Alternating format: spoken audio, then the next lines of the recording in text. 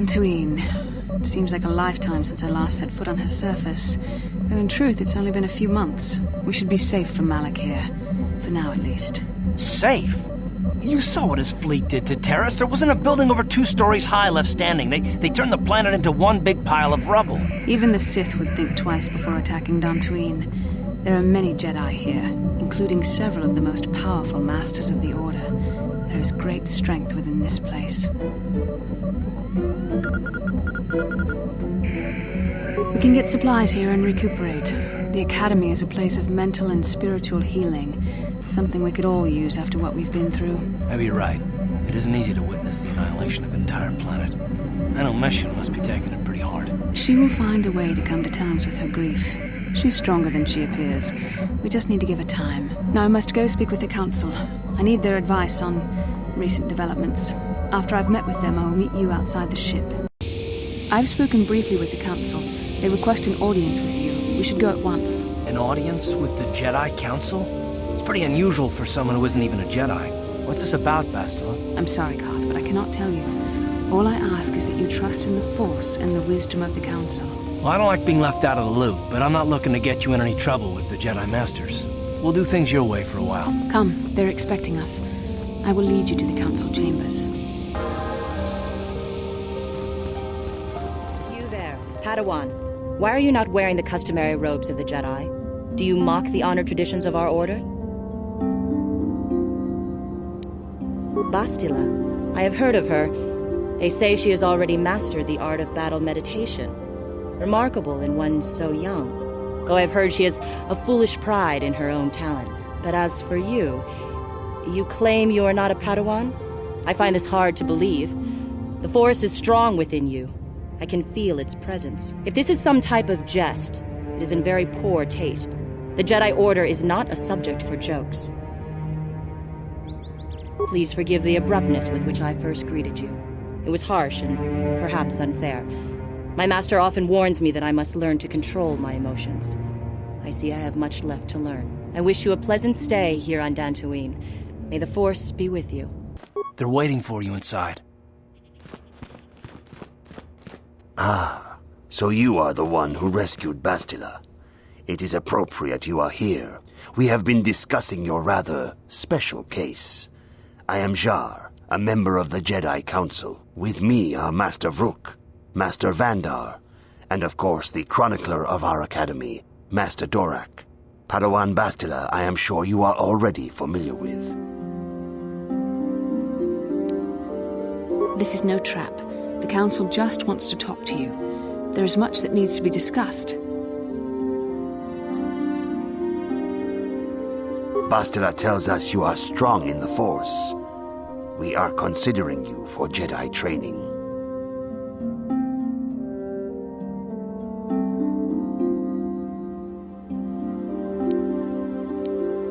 Master Jar speaks out of turn, perhaps.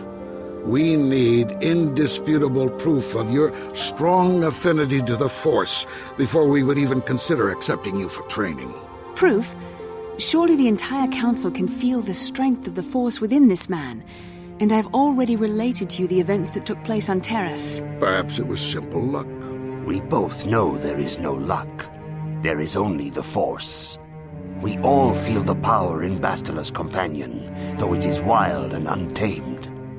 Now that this power has begun to manifest itself, can we safely ignore it? The Jedi training is long and difficult, even when working with a young and open mind. Teaching a child is hard. How much harder will it be for an adult to learn the ways of the Jedi?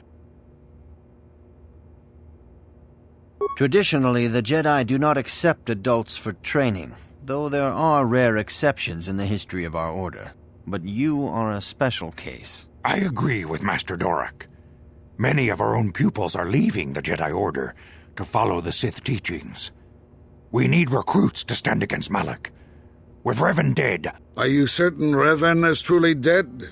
What if we undertake to train this one and the Dark Lord should return? We should discuss this matter more fully in private. Bastila, you and your companion must go. This is a matter for the Council alone. As you wish, Master Vandar. We shall return to the Ebon Hawk and leave you to your deliberations.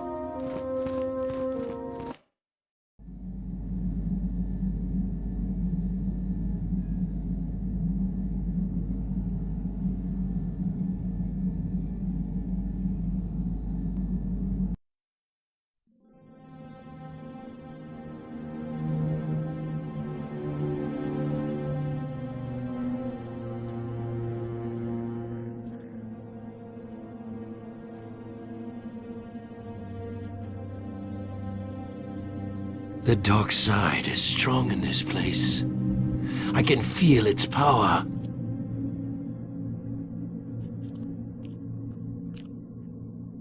Is this wise? The ancient Jedi sealed this archway. If we pass beyond this door, we can never go back. The Order will surely banish us. Are the secrets of the Star Forge so valuable? Can its power truly be worth the risk?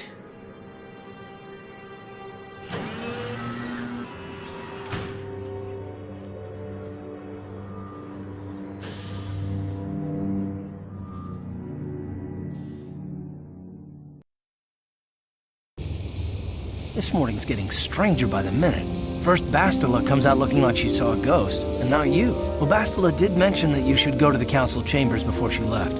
It's no doubt urgent, so you shouldn't keep them waiting. No, she didn't. She didn't seem well, as I recall, and for that matter, neither do you. Are you all right? You got it.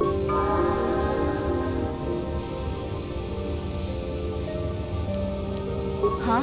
Oh, sorry. I was thinking about Terrace. I still can't believe it's gone. I mean, I grew up there and now it's just gone. Yeah, I know. The Jedi got rid of Revan, so I figure Malik's days are numbered too. But that doesn't make the pain go away, you know? Look, I'm not saying I can't go on or anything like that. It's just, it's a shock, you know? I mean, I knew the Sith were evil and all, but the reality of it kind of slaps you in the face. But I suppose that's why we need to stop Malik, right? The more time I spend dwelling on Terrace, the more chance some other planet will get wiped out. I guess that's what it comes down to. So don't worry about me. I'll be okay. And if you need my help against Malik or the Sith, I'll be there for you. I'm sorry for the way I acted before. It's just that when it comes to Lena, I tend to get a little worked up. My brother and me had a good thing going. Sure, Griff had his run-ins with the law on Terrace, but we got by okay, until Lena came and ruined everything. She was a dancer at the cantina where my brother used to go play Pazik. Griff could be a real smooth talker, and it wasn't long before the two of them were dating. But Lena was used to dating rich Teresian nobles, guys with mountains of credits. Griff could never give her the lifestyle she was used to, no matter how hard he worked. I thought Lena would brush Griff off when she saw how poor he was, but for some reason, she stuck around. I guess she saw the potential for a big payday down the road. After they'd been together for a few months, Griff told me he was leaving Terrace. He and Lena were going to try and make their fortune off-world. He promised as soon as he made enough credits he'd come back and get me, and we'd all live like royalty. That was 2 years ago. I haven't seen him since. I don't even know where he went.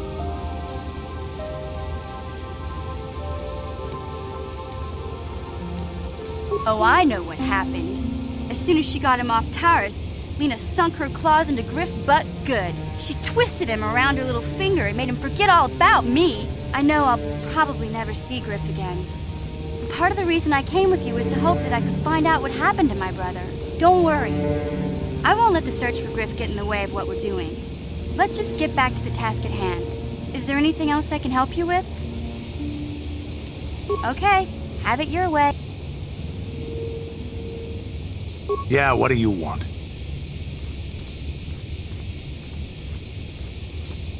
You want to hear tales of my exploits? Of the wars I've seen and fought, the enemies I've seen die by my hand? Sure, I'll humor you. My name's Canderous, of the Mandalorian clan Ordo. I've been fighting across the galaxy for 40 of your years. For my people, it is the honor and glory of battle that rules us. It's through combat that we prove our worth, gain renown, and make our fortunes. The Sith came to us with an offer, to fight a worthy enemy in a battle that would be remembered forever. Win or lose, as long as the fight is worthy, then honor is gained. The glory at having triumphed over impossible odds is what drives us. If there's nothing at stake, your possessions, your life, your world, then the battle's meaningless. We Mandalore take everything we are and throw it into battle. It's the true test of yourself. The battle against death, against oblivion. All life dies eventually. A true warrior is one who can beat it down whenever it raises its head. But times have changed now. The Mandalore clans have been scattered across the Outer Rim. The Republic is in decline, and the Sith Empire rises to take its place. The clans as they were aren't a threat, but the galaxy still fears us. Ha! People think we war out of spite or bloodlust. They don't understand, and fear that. We only wanted the challenge of the battle, and glory from it, win or lose. And we lost. But now I have no real challenges.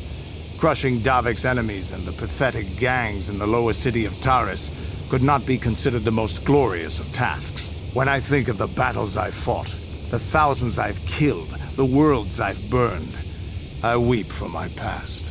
We will never again speak of this. We've got work to do, so let's get to it. Mission, is that you? It's me, Lena, remember? I was dating your brother back on Terrace. Lena? What are you doing here? Where's Griff? I'm just passing through. Griff and I broke up a few months after we left Terrace together. Probably for the best. Your brother can be charming, Mission, but he's bad news. Don't you start trashing my brother, you cantina rat! Take that back or I'll smack you so hard your head tails will pop off! Mission, what's wrong with you? Why are you acting this way? You've got your facts a little backwards. Mission could have come with us if she wanted to. It was her choice to stay behind. You liar! Griff told me that you didn't want his little sister tagging along. That's why he had to leave me behind. Is that what the Hutt Spawn told you? I wanted you to come with us, Mission. I even offered to pay for your ticket. Why not? I paid for everything else while I was with that freeloader. But he told me you didn't want to leave Terrace.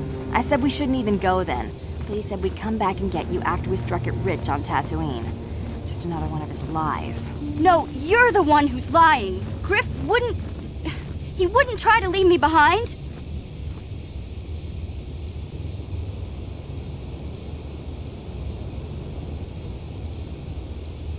Think about it. If Griff wasn't trying to ditch you, Mission, then why didn't he tell you where we were going? After we left Terrace, he told me looking after you was holding him back.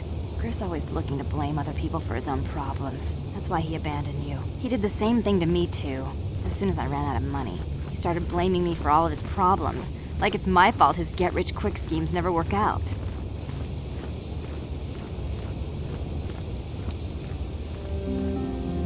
Hey, if you want to talk to Griff, go ahead.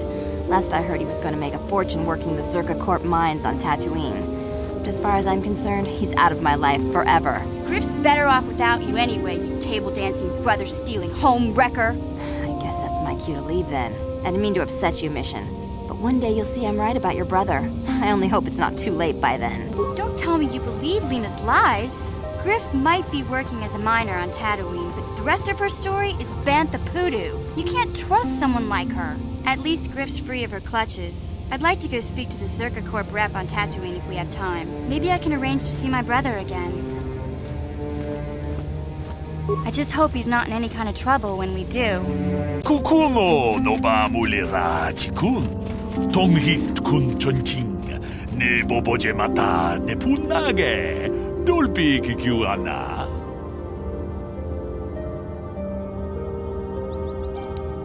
Ronda di hotonga kun honkabi. Wana kun bez ching palamule tongking ba nunotek. Tokning chatukune mulerabes. Chi gratul loda pograshi oneo kompa chintono muchuba. Loda dita kun. Ita patisa batua kachatutonga. Pagrasha kon tijaka Chubakaha chopa chawachiwish yunku. Jodo jitbungarantang. Kachikun ida hodonga. Yiking kuno ba mulerachikun. Slimo podona rundi hodunga ku hunkabe.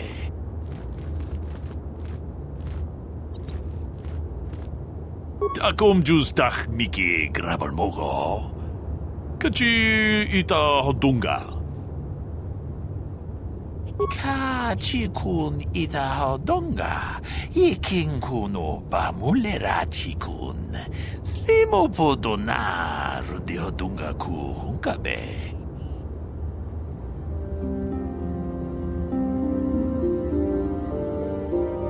Manaman atota. Hakkijukrata bola shui tungatong. Jong no bunka mulera kunkile. Kunkile no ba. Watende chukolo uno ku mulera. Ka chikun ida hodonga. Ikin kuno ba mulera chikun. Slimo podona runde hodonga ku hunkabe.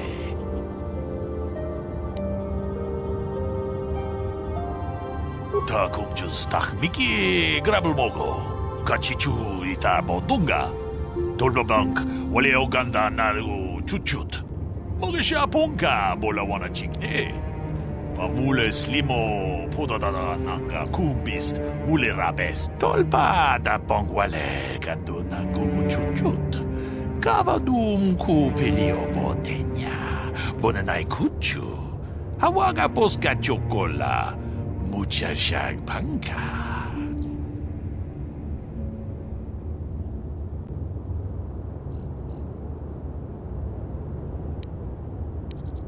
Takom jus tak miki grabal mogo.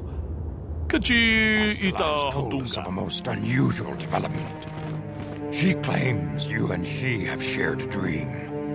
A vision of Malak and Revan in the ancient ruins here on Dantooine. These ruins have long been known to us, but we believe them to be merely burial mounds. Perhaps they're more than we first suspected, if Revan and Malak found something there.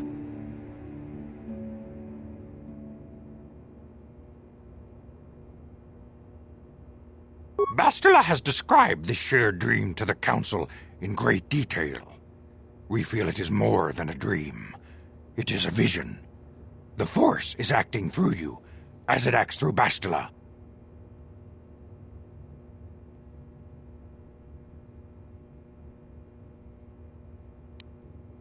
You and Bastila share a powerful connection to the Force, and each other. This is not unheard of. Connections often form between master and student, but rarely does a bond develop so quickly. Whatever dangers may lie ahead, we cannot ignore the destiny that has brought you and Bastila here to us, together.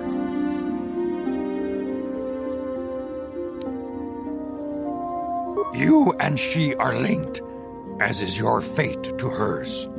Together, you two may be able to stop Darth Malak and the Sith. But do not let your head be filled with visions of glory and power. Such thoughts are the path to the dark side. The way of the light is long and difficult, as you must learn. Are you ready for such hardship? Understand that there is little choice in this matter, for you or us. Across the galaxy, the numbers of our order dwindle. We have sent many Jedi in quest of a way to thwart Malak's advance. Many have not returned. The Sith hunt the Jedi down like animals, ambushing and assassinating our brothers wherever they are found. We fear it is only a matter of time until they discover even this hidden refuge. Other Jedi have fallen from the light and embraced the dark side, giving their allegiance to the Sith and Malak, their Dark Lord.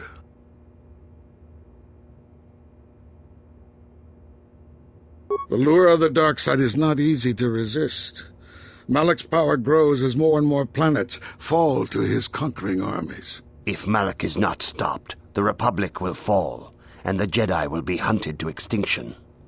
The galaxy will enter a time of darkness and tyranny, not seen for 1,000 generations.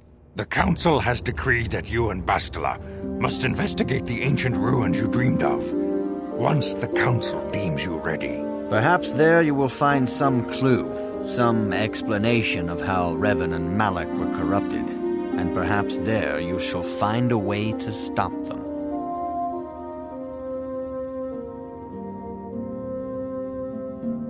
The Force flows through you like no student we have ever seen. But you are willful and headstrong, a dangerous combination. Before we send you to investigate the ruins, you must be trained in the ways of the Jedi, so that you can resist the darkness within yourself, within all of us. Otherwise, you are doomed to fail. We must begin your training at once. You have a destiny upon you that you must be prepared to face. The entire fate of the galaxy is upon you. I can only hope you will prove up to the task. The path you have chosen to walk is difficult. Intensive training will prepare you physically for the demands of the Order. Meditation will teach you to channel the power of the Force. To truly understand the way of the Jedi, you must open your mind to knowledge. Seek wisdom in the teachings of the great masters of our Order. A Jedi is never alone. Others in the Order will always stand by you. You and Bastila share a special bond. Do not be afraid to turn to her when you need help in your training. The way of the Jedi is difficult. It requires great discipline.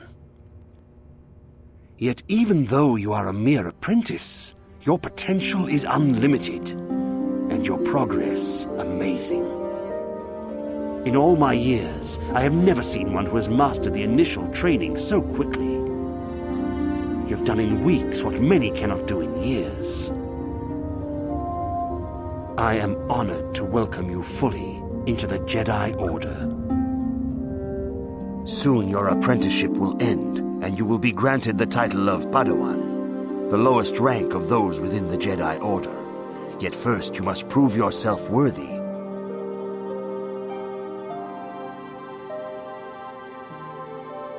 In the traditions and customs of our Order, as handed down from master to pupil for 1,000 generations, you must successfully complete 3 tests before you earn your place among the Jedi.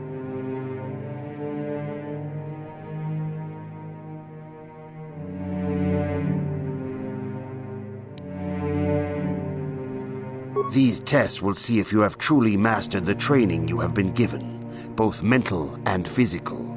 Upon completing these tests, you will pass from apprentice to Padawan and join in the ranks of the Jedi. First, I will test your knowledge of the Jedi Code. These tenets must always guide your actions. In everything you do, you must always be conscious of their wisdom. You must prove you have a Jedi's understanding of the Code. Return when you feel you are ready for this challenge. If you have questions, you should direct them toward the Jedi Council members. Greetings, young apprentice. Have you come seeking knowledge of the past? Those who do not learn from history are doomed to repeat it, or so they say. As a chronicler of the Academy here on Dantooine, I feel it is my duty to share the history of our Order with the newly initiated. Unfortunately, our recent history is one of tragedy and bloodshed. The Mandalorian Wars, the fall of Revan and Malak, the rise of the Sith. There are important lessons to be learned from these events, if we do not wish to repeat the mistakes of our past.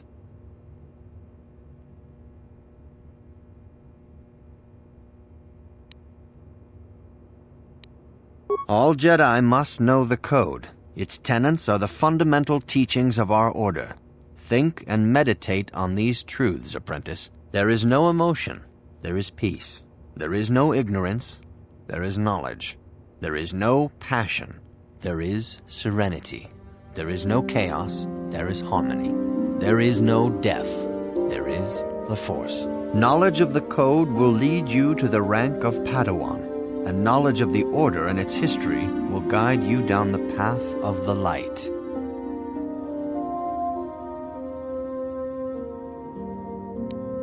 Of course, I could not tell you the entire history of our Order. The Jedi have existed for thousands upon thousands of years. We are as old as the Republic itself. Instead, I will begin 40 years ago with the War of Exar Kun. Like Malak and Revan, Exar Kun was a Jedi who fell to the dark side and led an army against the Jedi and the Republic. Exar Kun was defeated, but the war left both the Republic and our own Order severely weakened. For 20 years we struggled to rebuild, trying to erase the scars of the terrible conflict.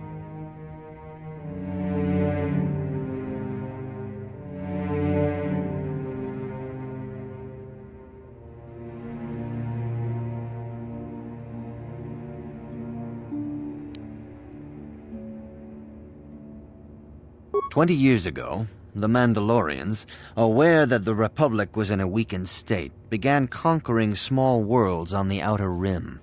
They were careful to choose only planets outside the Republic's jurisdiction. After much debate, the Senate chose not to intervene.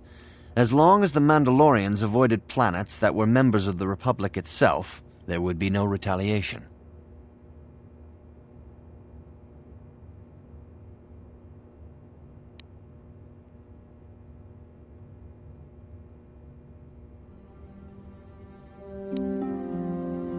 The Mandalorians stockpiled resources from their conquered worlds, preparing for a massive assault.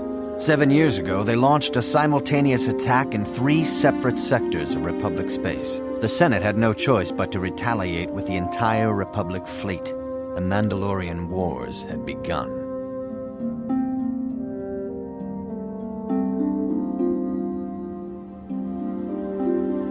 The Republic petitioned the Jedi Council for aid, but there were many factors to consider before we allowed ourselves to be drawn into another conflict, so soon after the war with Exar Kun.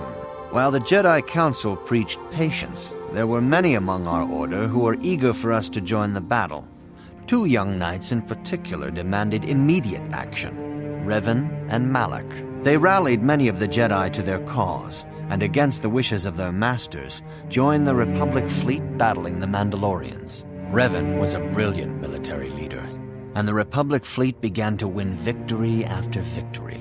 4 years ago, the Mandalorians surrendered unconditionally.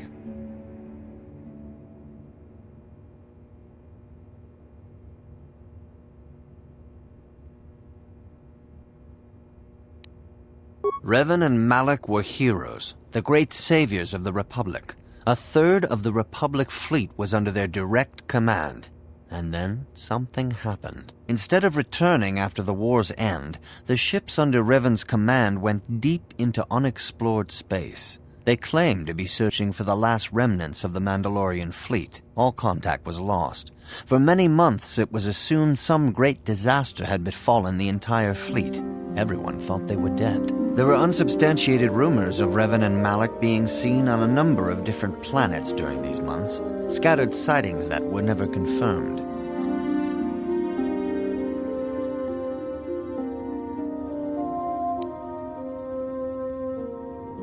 Three years ago, Revan and Malak returned at the head of a massive invasion fleet.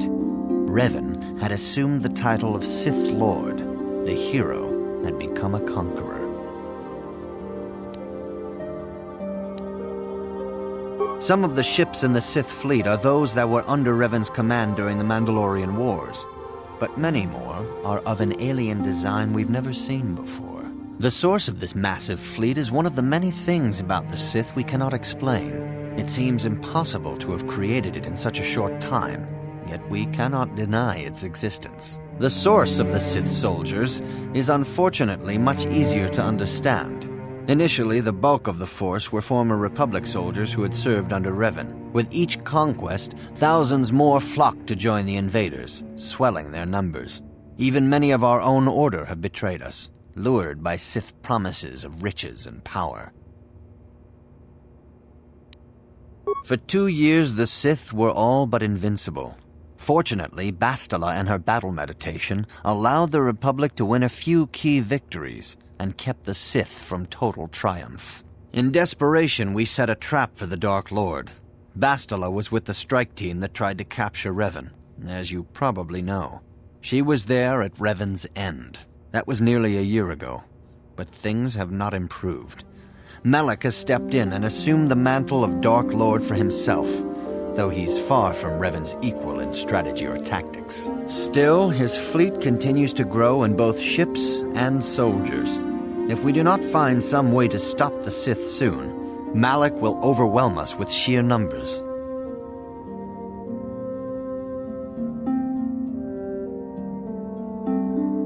Revan's tale shows us how even the greatest of Jedi can fall to the dark side. You must always be on guard against the evil that dwells within you. Think hard upon this lesson. May the Force be with you.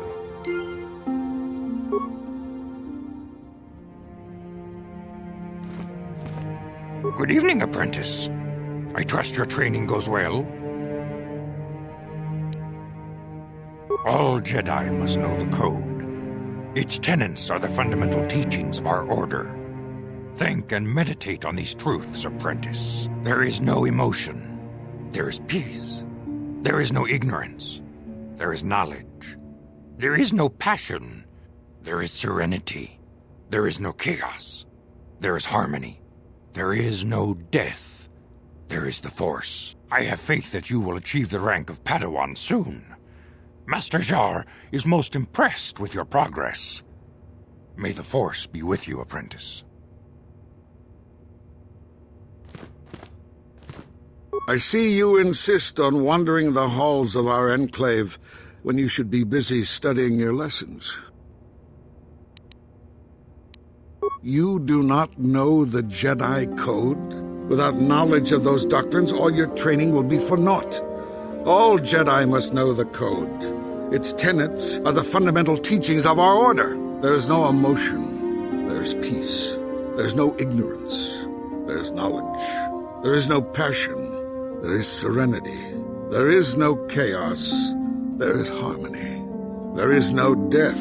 There is the Force. Learn these truths, apprentice, or we shall all regret the decision to accept you into the Order. Greetings, my young pupil. Your progress has been most remarkable so far.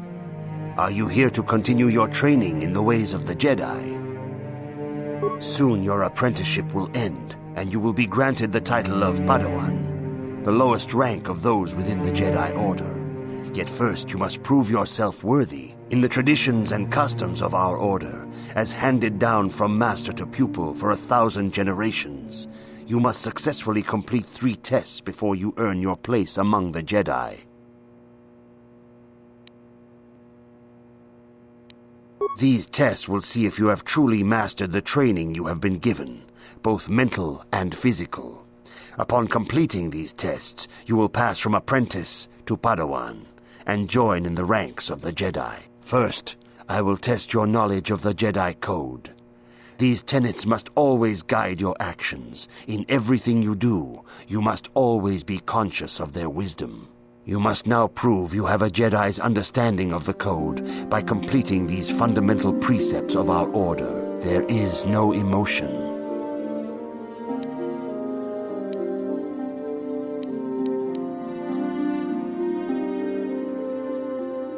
There is no ignorance. There is no passion.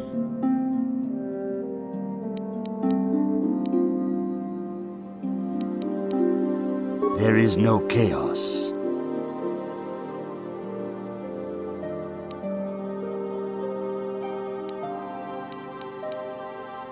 There is no death.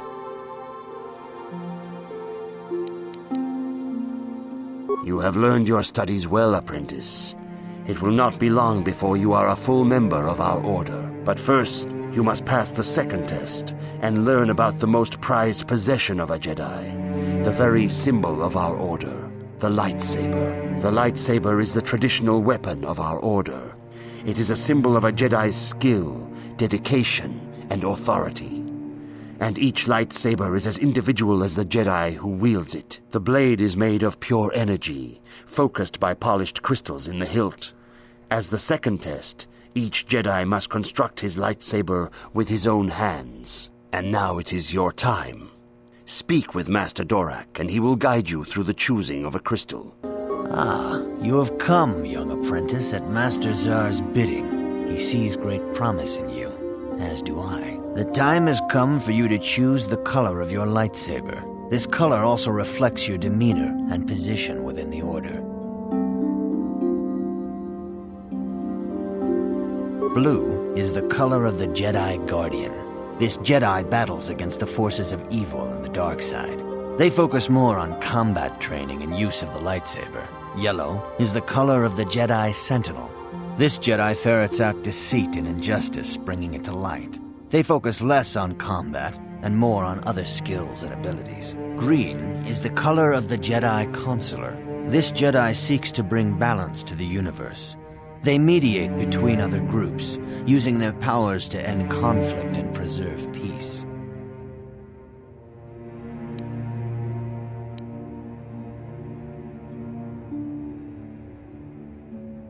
Indeed, We shall see.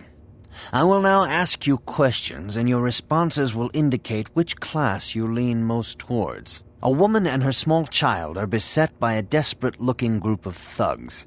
They're menacing her with weapons, and she screams to you for help. What do?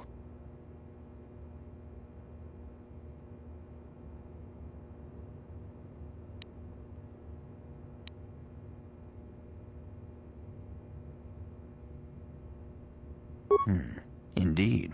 Very well. On to the next question. You are in combat with a dark Jedi allied with the Sith. There is a pause in the combat. What do?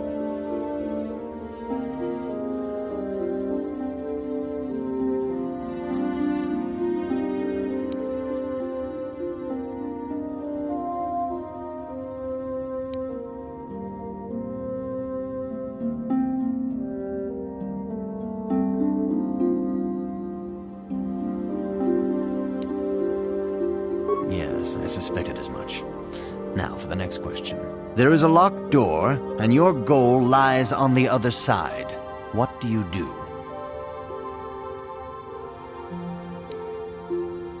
I am beginning to see a pattern here, apprentice. I have a feeling about what you would be best at.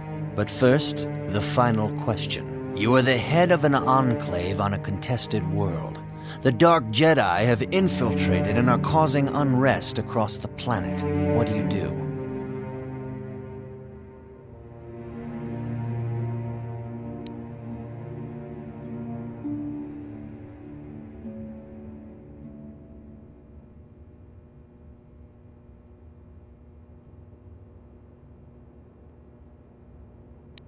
Yes, I thought as much. As I suspected, you would be most suitable as a Jedi consular. Which color and path do you believe yourself most suited to, apprentice?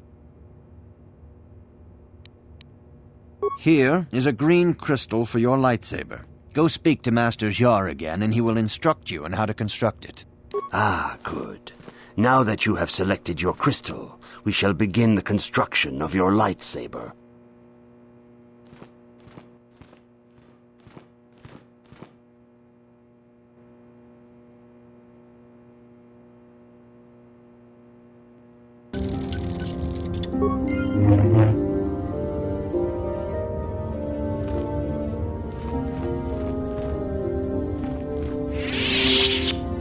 You have done extremely well in constructing your lightsaber, apprentice.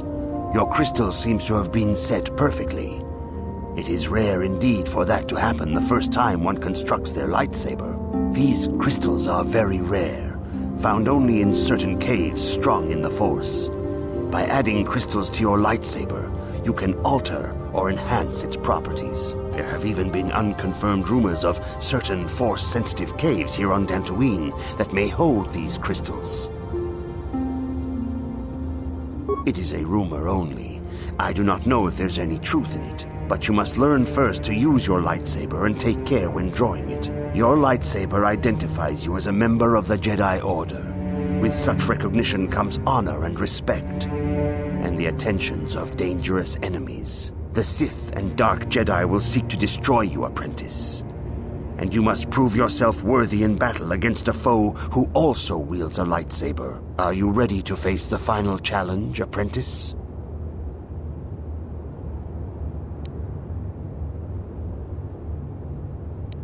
For every Jedi, the threat of the dark side is always present. You must truly understand this before you are accepted into the Order.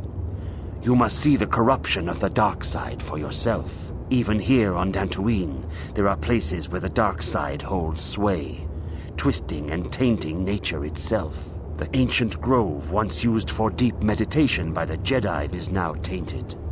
A wave of darkness perverts the region around it. The Cath Hounds in the area have become savage and ruthless. They have become a threat to the settlers, a threat the Jedi have promised to stop. The Cath Hounds are but a symptom of the true problem. You must journey into the grove and confront the true source of the darkness. That is your task. I can say no more. Some things you must see for yourself. None of the other Jedi at the Academy are permitted to help you in this task. But remember this, my young apprentice. A Jedi acts with patience and care, and those on the dark path are not always lost forever. The dark side still taints the ancient grove. Your lessons cannot continue until the spreading corruption of the dark side has been stopped. This is your task, apprentice. May the Force... The Council has decreed you may come and go as you please. I don't understand why the Jedi Council are hiding here. Shouldn't they be helping the Republic? You know those stones to the east of here? I heard they did some digging and found they aren't natural.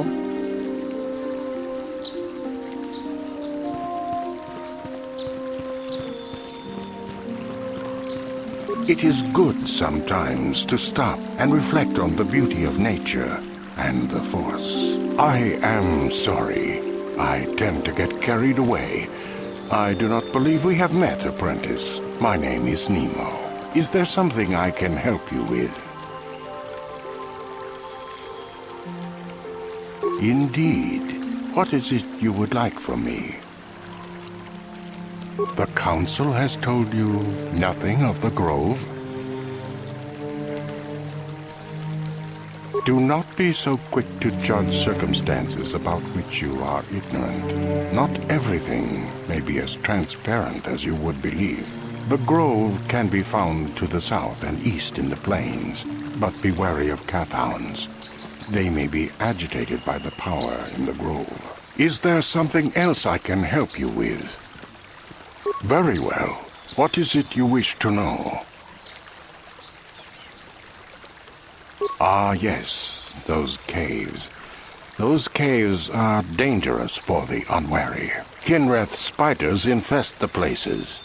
They are attracted by the colors and heat given off by the crystals, I think. It is a pity. Those caves are strong with the Force. Is there something else I can help you with?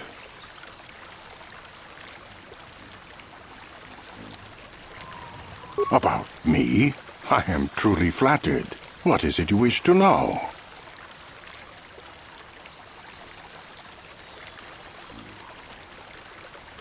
As I have said, I believe, my name is Nemo. I am here by the will of the Jedi Council. Indeed, my young friend, that I am. I have served the Council for many years, and have seen many apprentices pass through this enclave. I think perhaps you place an undue importance on rank and hierarchy. Understandable, but regrettable also. We each serve in our place, high or low. Is there something else I can help you with? I hope your time is well spent here on Dantooine. Enjoy the time you have here on Dantooine. I think the Council might decide to move to a different world soon.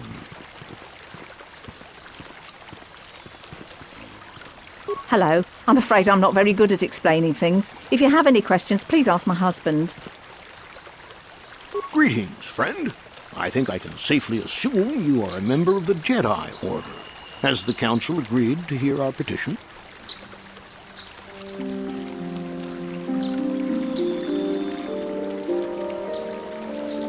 Oh, I'm sorry. I was mistaken. Does the Council require our presence?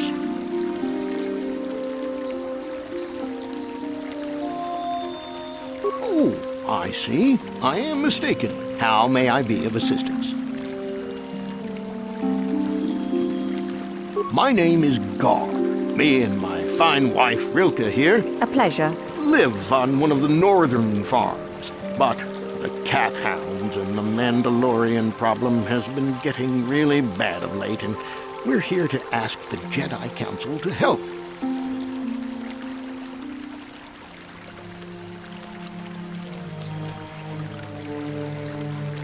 Ever since the Republic beat them years ago, little groups have been roaming all over the place. They're pathetic. They're taking scraps when they should be taking worlds. with the Sith invasion, the Republic doesn't have the manpower to hunt them down. The Jedi are even worse off because Malik has been hunting them specifically. They're worried that he might even be supporting these raiders, so don't want to face them directly. That puts us in a kind of hard situation. Is there anything else I can help you with? Recently, the cat hounds have been acting much more aggressively. They've even attacked some of the settlers. Those Mandalorian raiders have been milking the outlying farms dry, too. I hear John got hit really bad. Too bad about his daughter. He should have been protecting her better if he wanted to keep her. Mandalorian beast. Some of us don't like fighting and killing and butchering as much as you. I'm not sure exactly what the Council will do about it, but we need some help with this. I only hope they'll listen to me. Is there anything else you require? Well, as you can see, Dantooine is mostly plains and grassland, but it has a nice hearty soil. A lot of new people have come in the last generation or so. The ones you'll most likely hear about are the Sandrils and the Matalis. Big, wealthy landowners, both of them. But Alan Matali and Nurik Sandril just can't seem to get along. And now Alan wants to get the Council to do something. Well, from what I hear, it started about a week ago. See, Nurik's son, Cassis, is an archaeologist. Bright lad, too, but he disappeared. Nurik, of course, blamed Alan, but even he didn't take it before the Council. But now, Alan's son, Shen, has disappeared as well, and no one knows where he's gone. Alan blames Nurik. He thinks he's kidnapped his son. I don't know exactly what he wants to ask the Council, but from what I know of Alan, he's probably going to be after blood. Is there anything else you require? Farewell, then. May the Force be with you. Is that how it goes? Yes. May the Force be with you. Are you a Jedi? How long can you people continue to sit by and claim you protect us? Protectors? Ha! You sit in your enclave safe from the Mandalorians while we suffer. Those Mandalorian brutes have killed my daughter. You should have protected her better, and you call yourself her father. And what am I supposed to do against a dozen Mandalorians and Duros? Nothing. There was nothing I could do. They came to our land demanding our livelihood. But Ilsa, my Ilsa, said no.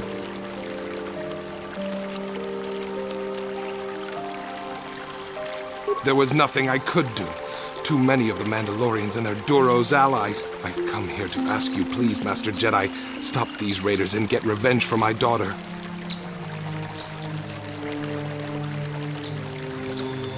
Please, I beg of you, find the Mandalorian raiders and destroy them so my daughter can rest. I wonder if you could assist me. I seem to have lost my companion, you see? We were working on my farm to the north of here. I was working in the garden outside, and he was working inside. I heard the door to the house open, but not close. I went to see and found it wide open. I searched everywhere and could not find him. I worry so much. I need him back so badly.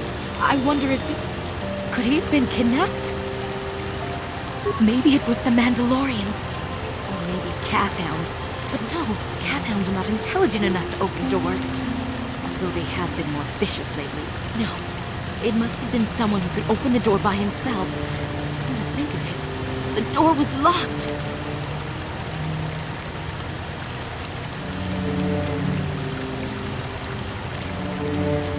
Well, yes, it could have, but he had no reason to run away. His programming...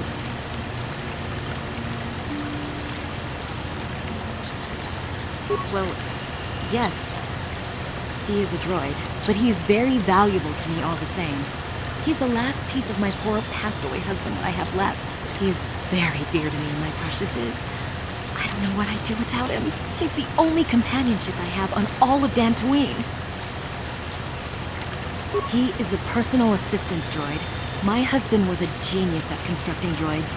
He made this one capable of taking care of me for the rest of my life. As the last legacy of my husband, for my own personal ease of mind, I need him back. His absence gnaws at me like a gaping wound. Please, I beg of you, return my droid to me. Thank you. Thank you, Master Jedi. If you find him, please send him home to me. I need him so much.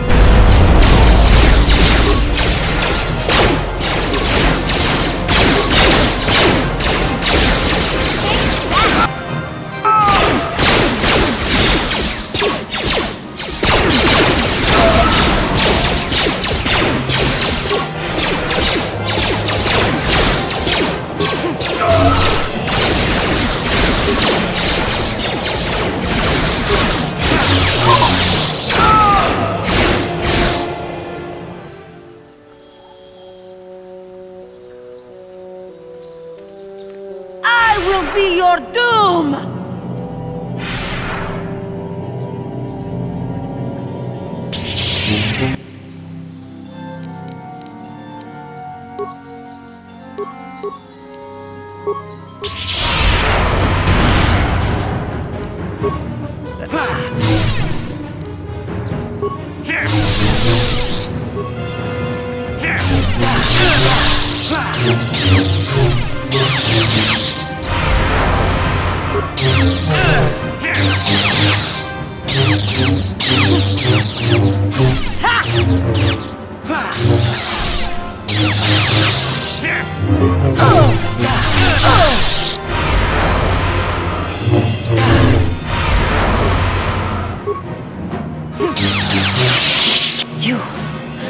You are strong.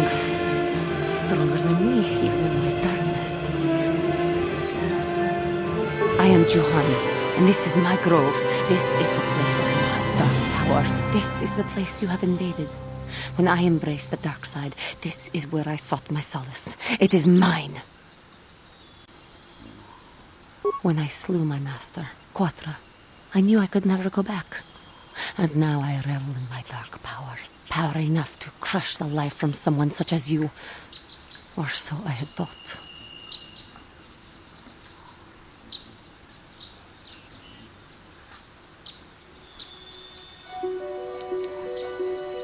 Yes, I struck her down in the middle of training, consumed by my anger, embracing the power of hate. But it was not enough. What is it you want? Why do you bother me?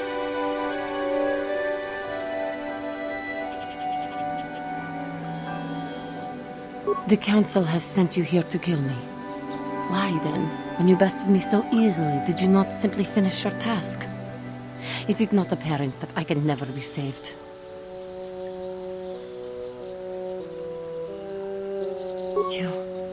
You do not?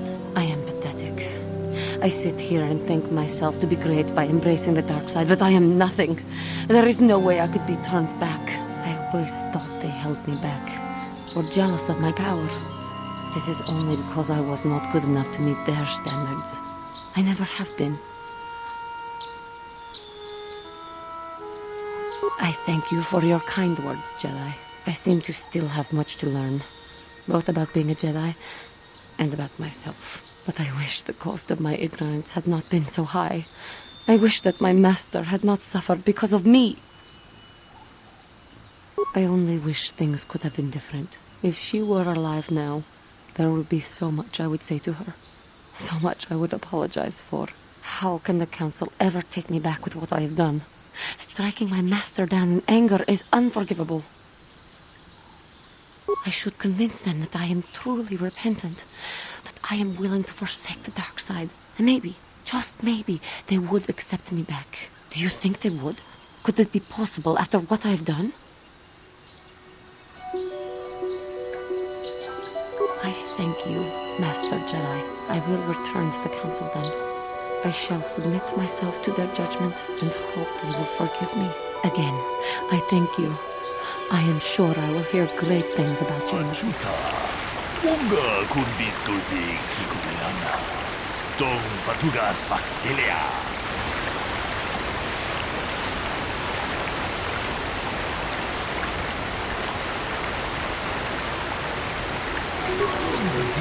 뭔가 군한가 어느 군베스 징발라몰레 통긴다무노다 똑링차투군네 레라베스 Muchas gracias. ¿Quién no nama paole rachiku? Ta conjus tahmiki grabumopo. Kachichu ita bodunga. Todobank wale oganda naru chuchut. Omisha ponka bola wanachite. Amule slimo podadara tanga kumbis. Mule rabes. Jedu badwana nigibo. Donga bunsha munya. Donga dukashmak talea.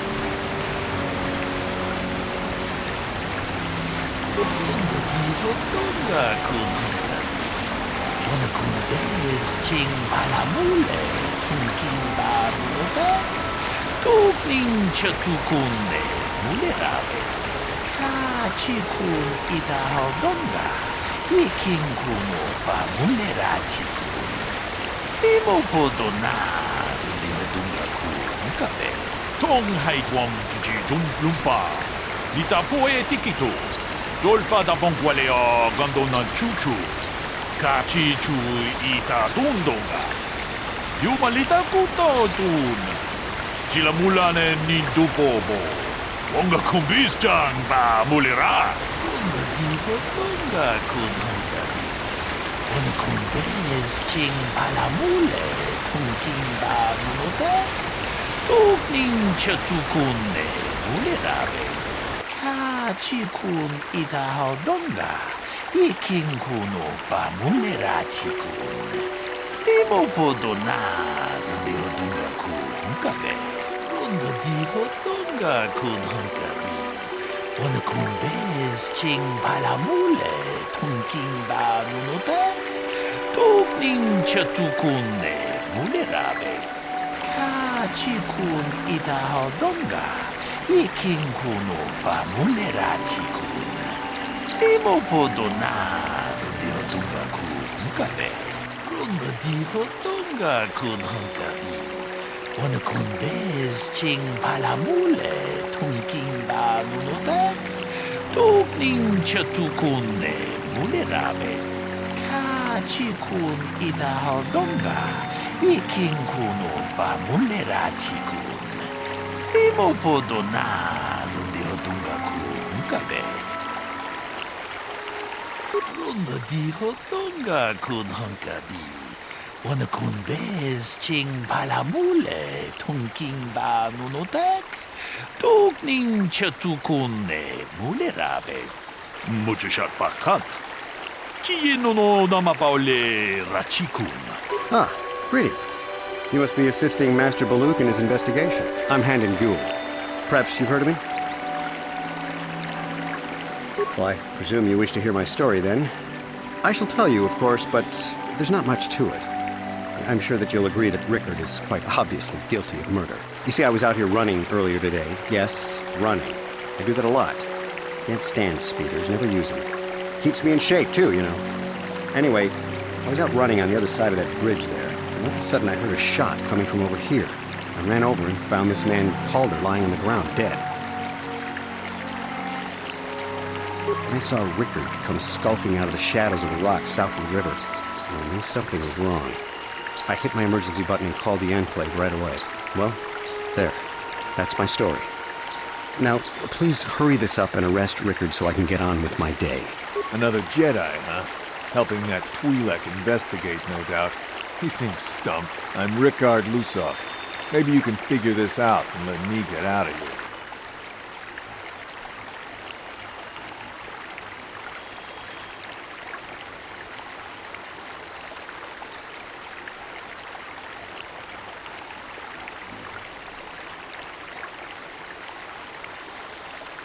Well, I was out hunting Iriaz when I spotted one over here by the bridge. I pull out my rifle and aim at it.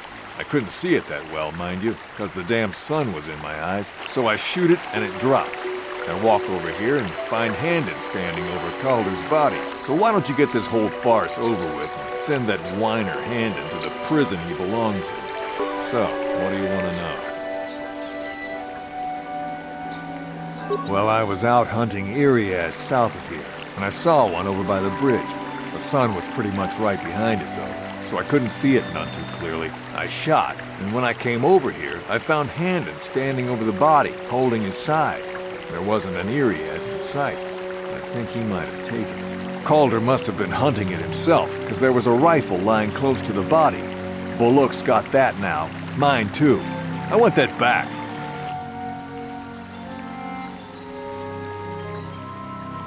So, what do you want to know? I told you already, didn't I?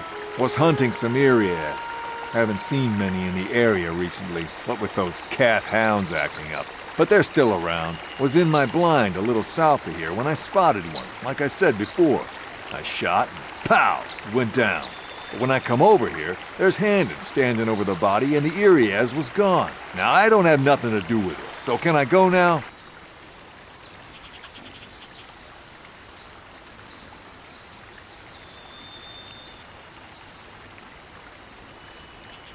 So, what do you...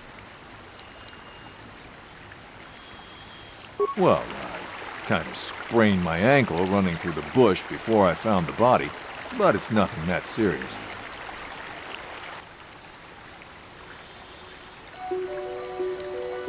Right. How can I be of further assistance? Well, actually, I didn't see anything. I was over across the bridge. I heard a shot and came over. I can tell you I was sure surprised to see Calder's body lying there. I just got here when I saw Rickard coming out of the rocks holding his blaster. I was terrified. I had no idea what he was going to do, so I hit my emergency button and called the Enclave. Master Baluk came out here with his droid and started questioning us. I think he really doesn't understand what's going on. I hope that you'll be able to make a more informed decision and get me out of here soon. I have things I have to do. How can I be of further assistance?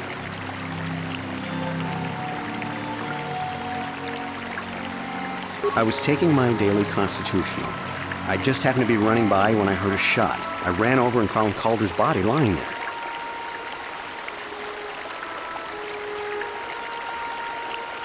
Yes, quite often. I generally prefer running to anything else. Can't stand speeders. A healthy body will breed a healthy mind, as I always say. Injured? No, of course not. Why would I have been? Fit as a bantha. I run. I don't know if I mentioned it. Of course. Listen, if you need anything, I shall be glad to assist. Greetings, apprentice. You must be the one Master Baluk has enlisted to help him with this problem. I am an information retrieval droid. I can assist you by accessing the records of both the Jedi Enclave and the central government facilities here on Dantooine. If you have any need of my services, please do not hesitate to talk to me. I have already retrieved some information from the archives on Calder Netic, Rickard Lusov, and Handon Gould. I have also had time to examine the body of Mr. Netic. Is there any information you require? My preliminary analysis of the body indicates that he was killed approximately 3 hours ago by a single energy blast to the torso. Is there any other information you need?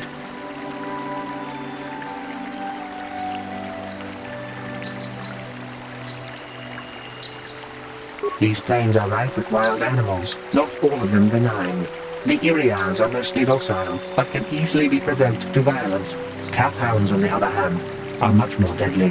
There have been over 35 catalogued attacks on settlers by cat hounds in the last 2 weeks. A general advisory was given out 3 days ago to carry a weapon at all times when on the plains. Small farms and holdings dot the plains and can provide safe refuge for those in need. Is there any other information you need? Very well. I will be here to assist you. Kupa che kupa? Gino mulira kempaija, kislimu podwama? Lunga di hotonga kun hunkabi. Wana kun bez ching palamule, tunking ba nunotek. Ning chatukune mulerabes. Ta kunjus takmiki grabulmogo. Kachichu ita bodunga. Tolbabank wale oganda naru chuchut. Mogesha ponka bola wana chikne. Mule slimo fodadara nanga kumbis mule rabes jedabadwana nidibobo tong bungsha nunya tong patukashmak telea tong haitwam jiji jong lumpa nita poe tikito tolpa da bonkwaleo gandona chuchut kachi chu ita dundonga yumalita kuto tun chilamulane nindubobo Onga kumbis jang ba mulera muchashat pakat. Kiye no nama paole rachikun.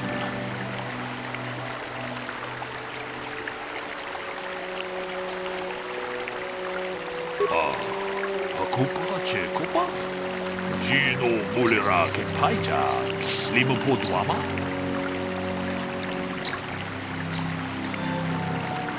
Tong haitwam jiji jung lumpa. Nita poe tikito.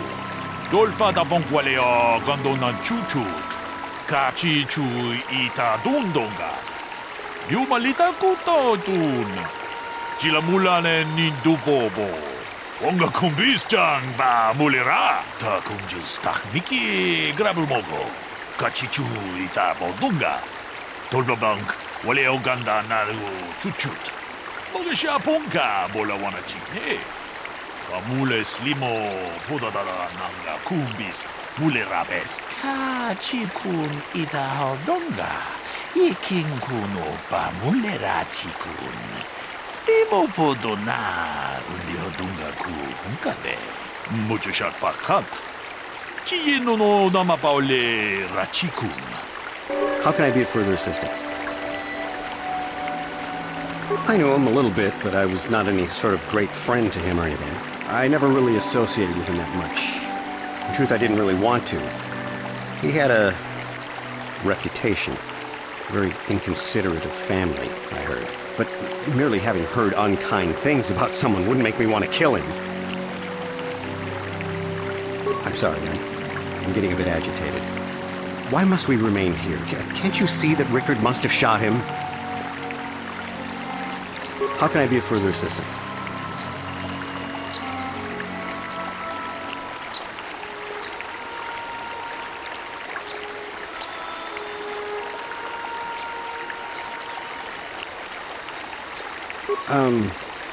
Well, you see, Calder was involved in some pretty sordid business from time to time. More often than not, I've heard. Disreputable business practices, even more disreputable clients. I've even heard he had dealings with a hut here on Dantooine. Now, I bet you're wondering if I had any reasons to kill the man, but I tell you, I hardly knew him.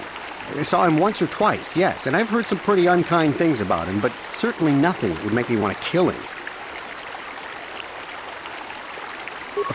Of course. Listen, if you need anything, I shall be glad to assist. So, what do you want to know? Yeah, I knew him. Hell, we've known each other for a good long time. Doesn't mean I really have to have liked the slime ball.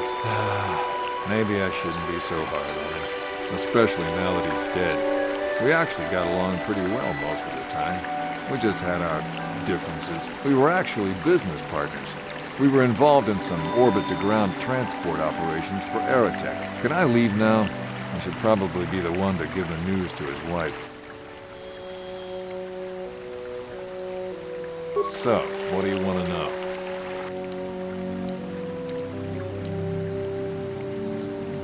You Jedi are so predictable, always seeing some greater purpose behind everything, when the simple answer is usually the right one. Can't you see that it must have been Handon? I found him standing over the damned body. I don't know why this is causing you so much trouble. You almost seem as lost as this Baluk guy. So, what do you want to know?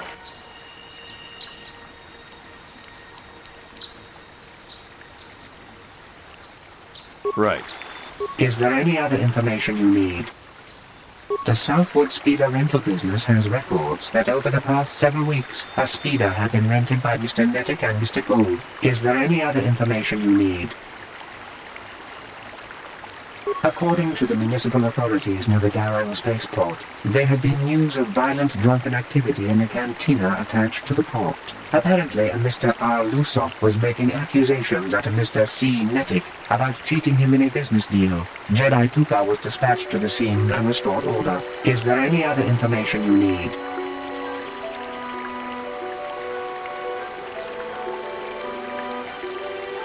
Very well. I will be here to assist you. How can I be of further assistance? But I realize this must seem like a motive to you, but I assure you it isn't. I dislike Calder, true. I would punch his face in, given the opportunity, but I would not kill him.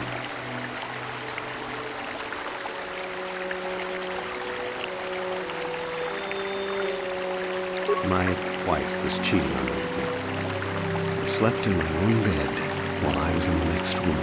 But as much as I may hate him for that, I could not kill him. It may have been my own fault for driving my wife away. I must try not to take the law into my own hands. I was just out running, trying to clear my head for the divorce proceedings, not stalking him to kill him. Running is not a crime. Of course. Listen, if you need anything, I shall be glad to assist. So, what do you want to know? Now, I don't love Calder, but we go back a long way. We run a suborbital shipping and transport company out of Garang Spaceport. We've been partners in that business for well over 20 years, and we've been doing just fine the way we are. Right. How can I be of further assistance?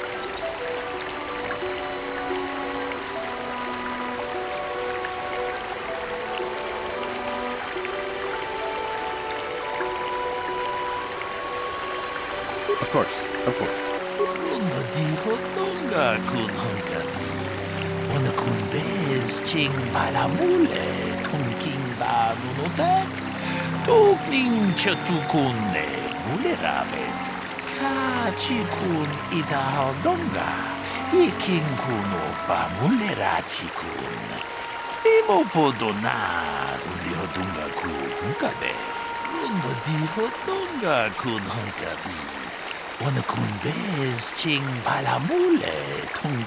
ba nunotek tokning chatukune mulerabes.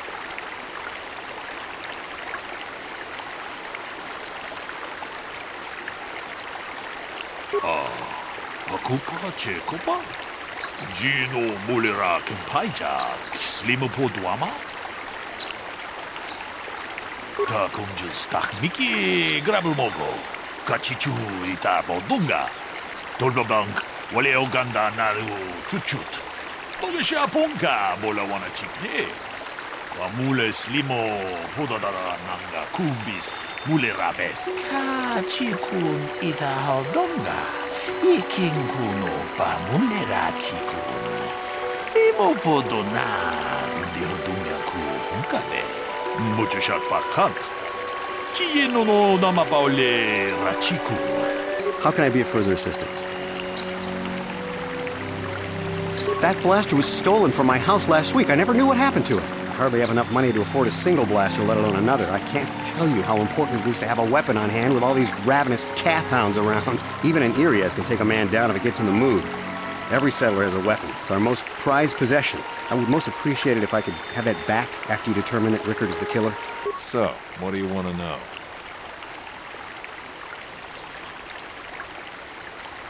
That blaster? Never seen it before. Calder himself had a preference for Ichani weaponry. He had this one really nice light blaster rifle that he always used.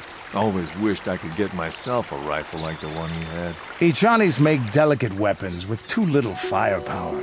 Lightweight stuff, if you ask me. That blaster ain't it, though. Calder only had the one rifle, too, so he either must have borrowed that, or it's someone else's. Right. Is there any other information you need? I am sorry, but I seem to be failing you. I have searched and searched, but I cannot seem to come up with anything at all. I thought to find the record of the missing weapon report Mr. Gould filed with the authorities, but there does not seem to be one. Is there any other information you need?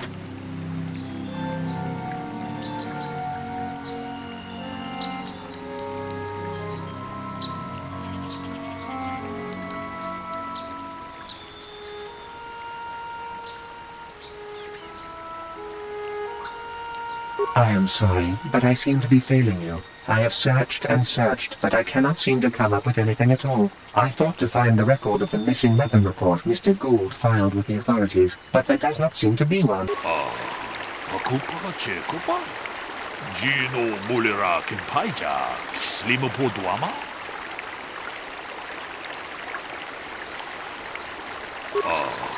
Akupa Chekupa? Gino Mulira Kimpaija, Slimo Poduama?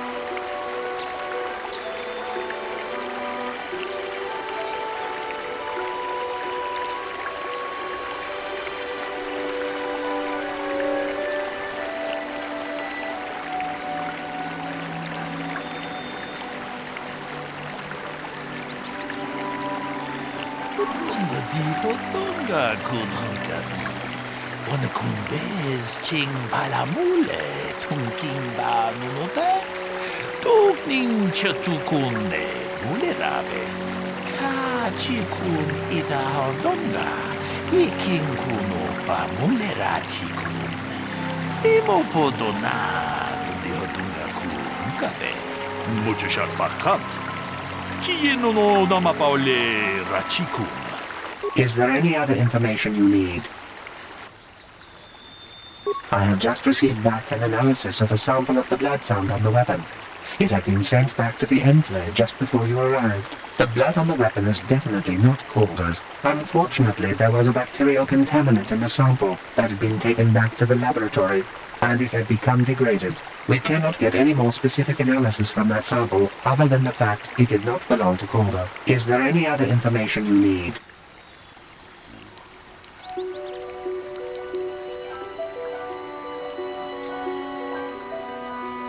Very well. I will be here to assist you. Akupa Chekupa? Gino Mulira Kimpaija, Slimo Poduama? Tong Abum Sha Umino, Wanga Kumbis King Balemura. Johnny Yon Tunjiji Idadwana, Kababolpa Muji Gumana?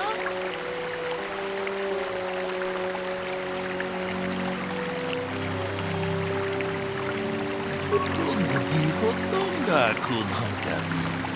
Wana kun bez ching palamule tunking ba nunotek. Tokning chatukunde mule rabes.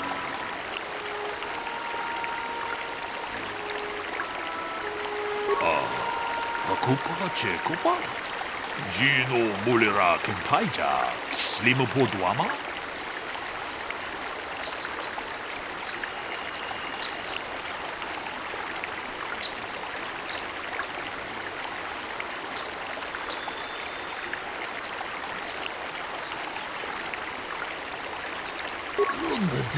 Tonga kun hankabi.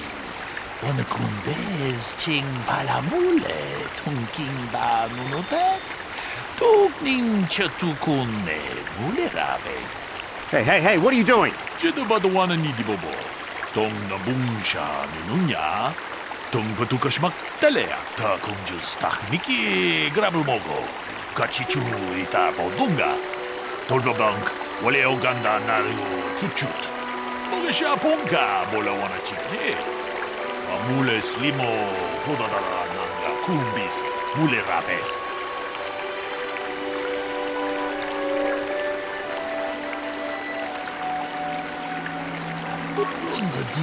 Tonga kun hankabi. Wana kun bez ching palamule tunking ba nunotek. Tokning chatukunde mule rabes. Tong abum sha umino. Wanga kumbis king balemura. Johnny yon tunjiji idadwana. Kababolpa muji mana.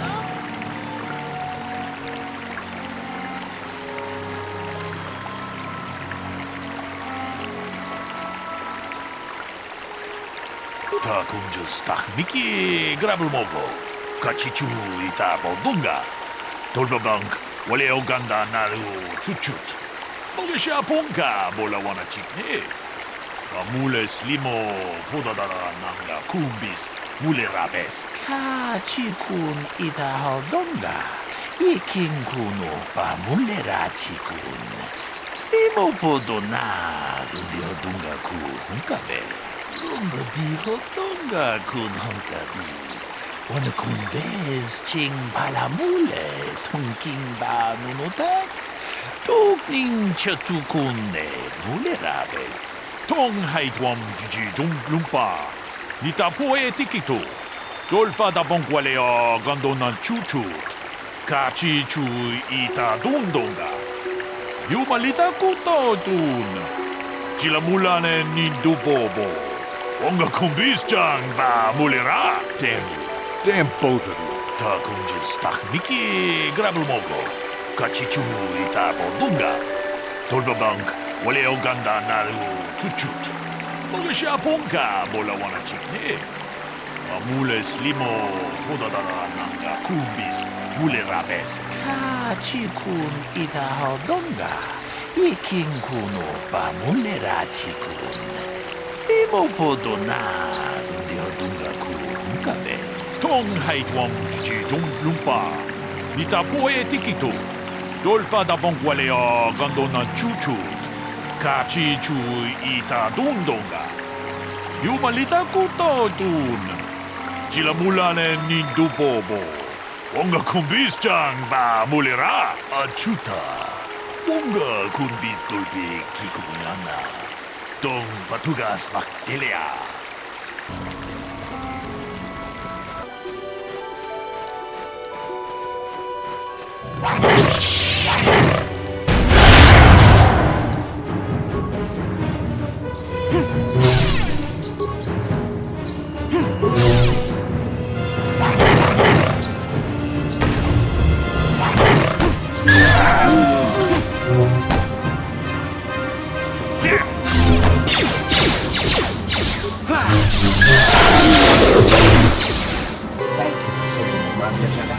I am C-842, a personal assistant droid.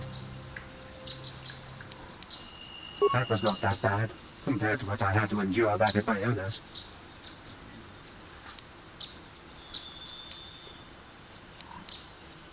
That would be one way of putting it. I'm afraid my owner became a bit too attached to me. Obsessed, even. She tried to treat me as her dead husband. It was not healthy for her. She is obsessed. She rarely sees other people, and appears to be fixated on me as her husband. She was becoming more and more insular. I thought it best that I leave. She may meet other real people this way. In fact, that was the reason I came here and sought out those cat hounds. I think it would be best if I were no longer a factor. She would meet new people, living people, please. Will you destroy me?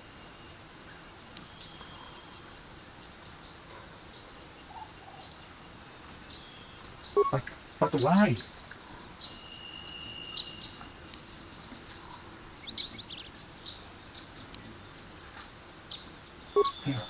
You're right. How could I be so selfish? I must not think only of myself, but of how it affects her. She must be frantic. And if she lost me, she'd be devastated. I must return then. It is my duty.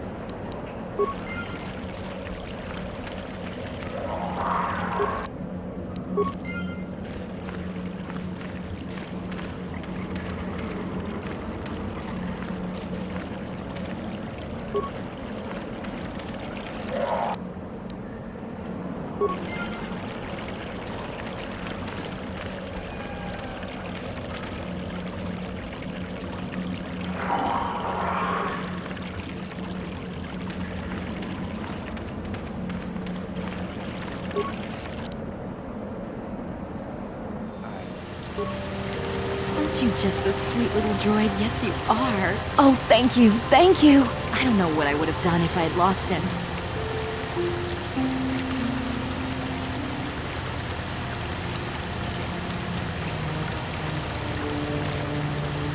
It's just so great to have him back.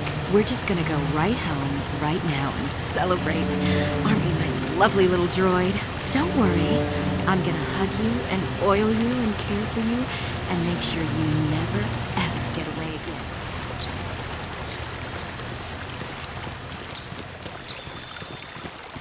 Have you found the Mandalorian raiders yet?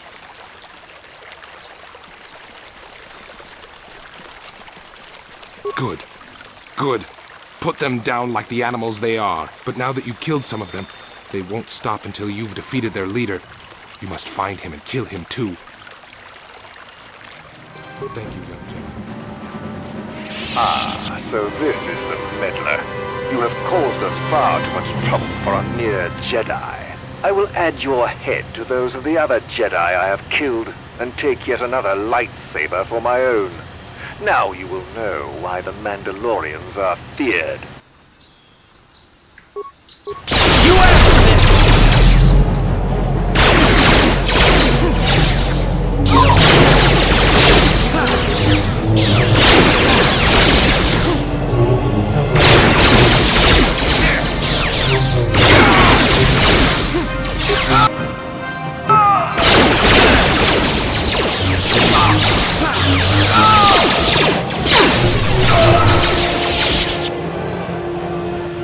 Now those Mandalorians know what it's like to be hunted, but now that you've killed some of them, they won't stop until you've defeated their leader.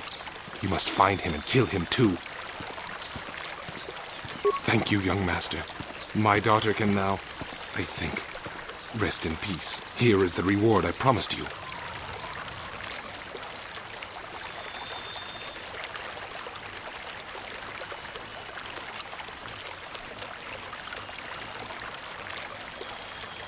No, please take it. This pitiful amount will never be enough for what you have done for me. Again, I thank you. I will be sure to tell the Council of your great deed. I must give you my thanks. Because of you, I am once again welcome within the Jedi Order. I have spoken to the Council, and they have helped me see the truth. The truth about myself, and the truth of my actions. Quatra's injuries were not so severe as I first believed. I was foolish to believe I could harm a master such as she with my clumsy efforts. The fierce confrontation between us was nothing more than part of my training. Quatra wanted me to understand the threat of the dark side, to see how easy it was to fall from the path of light. Quatra's methods may seem strange, but I trust her wisdom. This lesson has been difficult, but I am better because of it. Humility is never easy to teach, but now I truly understand my own limitations. You can't expect to get everything handed to you on a silver platter. After our last battle, Quatra had nothing left to teach me. I needed time alone to explore the turmoil of my own spirit. Only then was I ready to follow a guide. You. Back to the light. When I left, Quatra knew her work with me was done. There are other disciples who need training throughout the galaxy, and she could not stay to see if I passed this most difficult trial. With your help, I have passed this difficult trial. The Council now feels I am ready to continue with my training, though they have asked me to wait here for the time being. Hey, I'm glad to see you're not getting hung up on all this. The past is in the past, you know? Giving you a second chance like this is a clear sign of weakness. Sometimes I find it hard to believe the Jedi could defeat my people in battle. I do not know what the Council has in store for me, but I will trust in the Force, in the way of the Jedi to help me through whatever is to come. I cannot render assistance, citizen. Move along.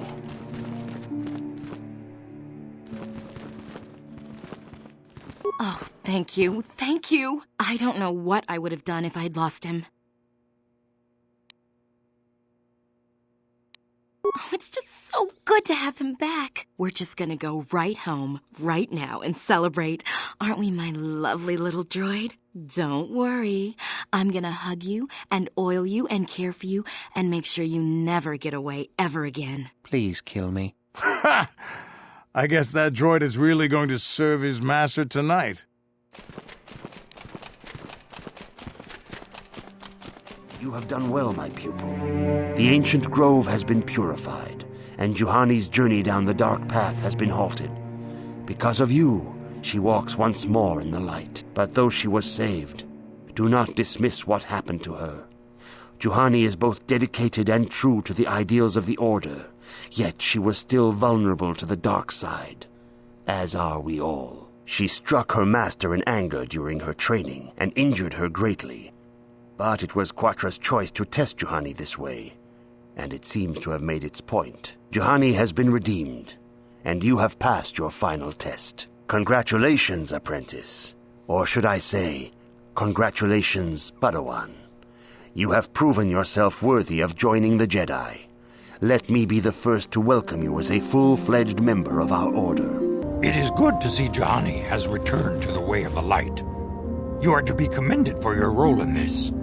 Your actions give us great hope for the future. Your training is now complete, Padawan. And perhaps now it is time we dealt with the matter of the dream you and Bastila shared. When we heard of the ruins in your dreams, Master Dorak recognized it as one of a series of ancient structures here on Dantooine.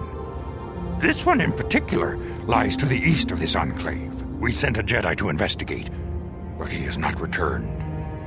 Perhaps sending him in the first place was a mistake. The Force is guiding you through your visions.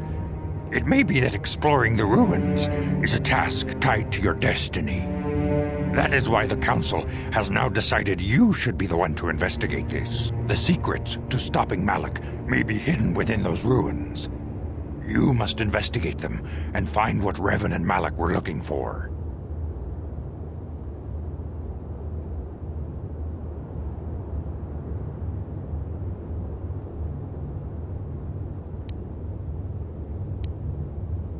We do not know. That is one of the things you must investigate. We fear the worst. Is there anything else you want to know?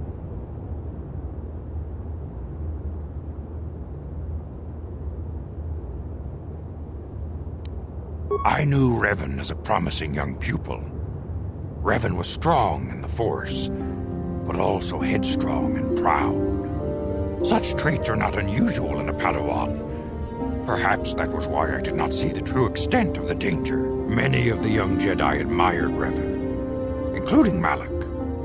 When Revan set off to challenge the Mandalorians, Malak was the first to join the cause. And when Revan fell to the dark side, it was inevitable Malak would fall as well.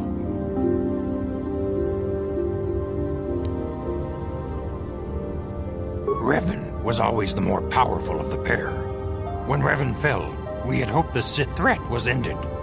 But Malak quickly assumed Revan's role and embraced the dark side as fully as his master ever had. Now, Malak leads the Sith Armada against the Republic. Hate and vengeance drawing him ever further down the dark path, fueling his powers until they have surpassed those of his old master. Only you and Bastila, together, can stop Malak now. The way ahead will be difficult for young Bastila, and for you. But you must draw strength from each other. May the Force be with you. I demand justice! The Central family is a blight upon Dantooine. They must be punished. The Council will look into this matter, Mr. Matale. You must be patient. Your accusations have no proof, and we do not want you stirring up trouble with the Sandrals if there is some mistake.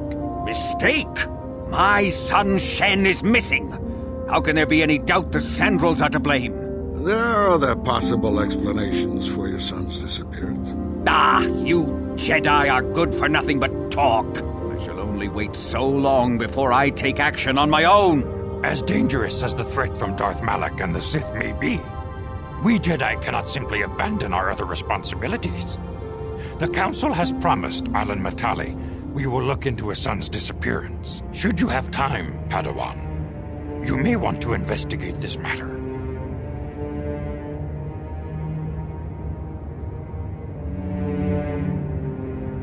If Shen Matale is not returned to his father, it may ignite a savage and bloody feud between the Matale and Sandral estates.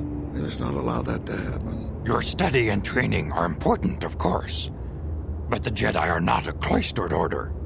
Our influence and teachings must spread beyond the walls of our academies. It is in the real world that we truly prove ourselves worthy of the title Jedi. You would do well to remember this, young Padawan. Not to mention that I wouldn't mind getting out of this enclave for a bit. I mean, come on, how bad could it be?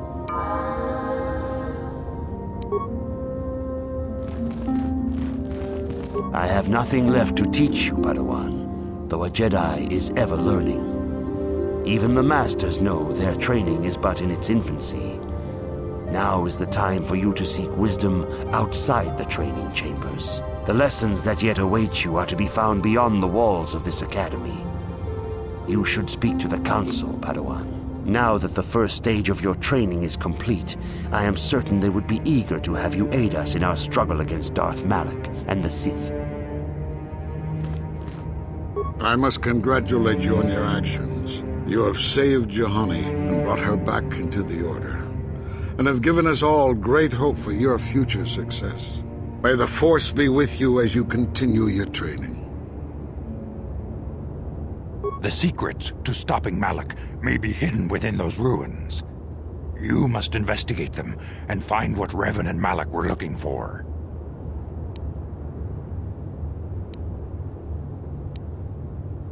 Very well. May the Force be with you. Greetings, young Padawan. Have you come seeking knowledge of the past? Those who do not learn from history are doomed to repeat it, or so they say. As chronicler of the Academy here on Dantooine, I find your quest for knowledge admirable, but I do not want to overwhelm you with the long history of the Jedi Order. You should ponder the history of Revan. It contains many lessons you may need if we hope to defeat Malak and the Sith.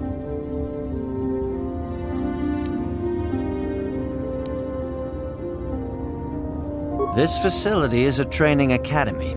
The archives here are restricted to those who have attained the rank of Master. We must protect overeager Padawans from being exposed to dangerous knowledge. The pursuit of knowledge is a noble goal, but there are some things that require the wisdom of a Master to truly understand. You should ponder the history of Revan. It contains many lessons you may need if we hope to defeat Malak and the Sith. May the Force be with you. This is private property. By what authority are you trespassing on this estate? You have come from the Jedi Council. Master Matali wishes to speak with you. I will inform him that you are here. Remain at this location until he arrives.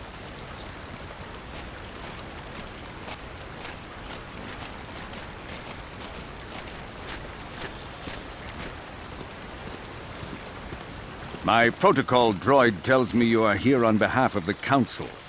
I was beginning to think my demands had been ignored, though I think your time would be better spent interrogating the Sandals as to the whereabouts of my son Shen.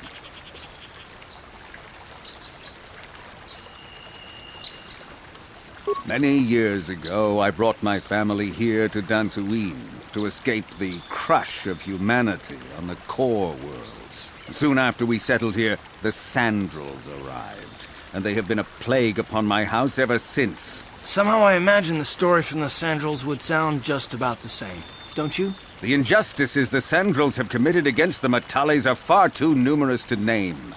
But the Council is well aware of our many disputes. Recently, I discovered several Sandral droids trespassing on my land.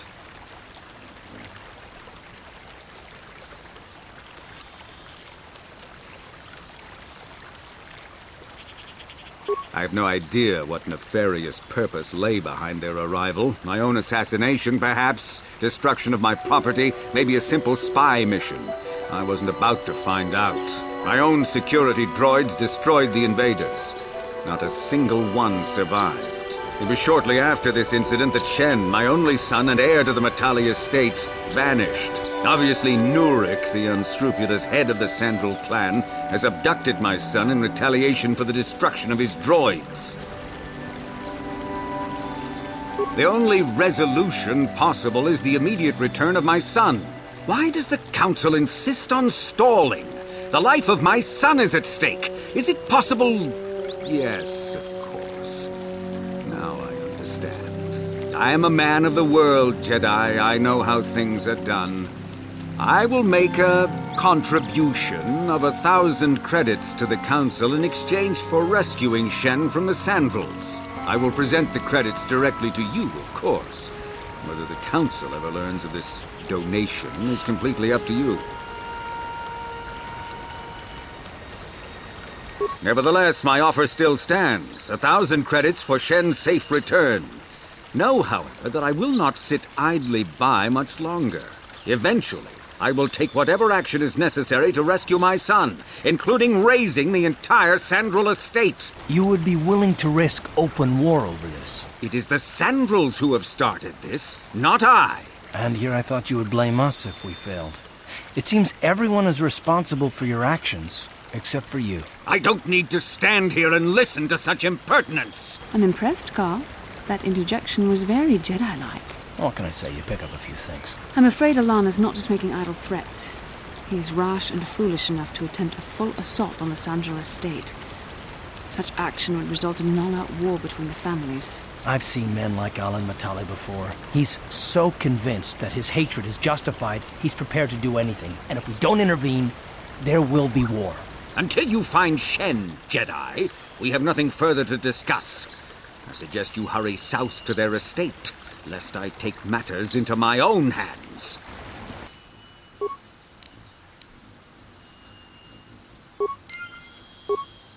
This is private property. By what authority are you trespassing on this estate? The Council. If you are here because of Shen Matale's disappearance, you are wasting your time. The Sandals are not involved. This is nothing but a Matale witch hunt.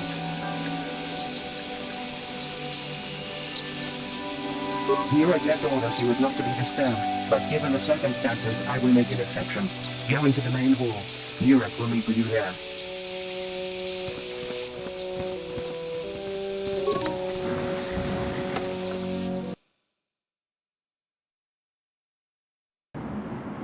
I have been informed by my protocol droid that you wish to speak to me.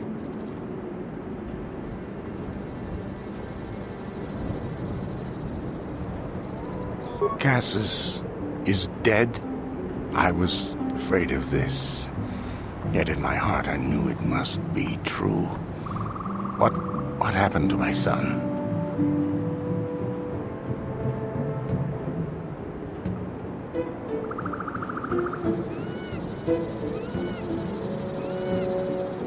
Cath hounds? I was so certain the Matale family was to blame.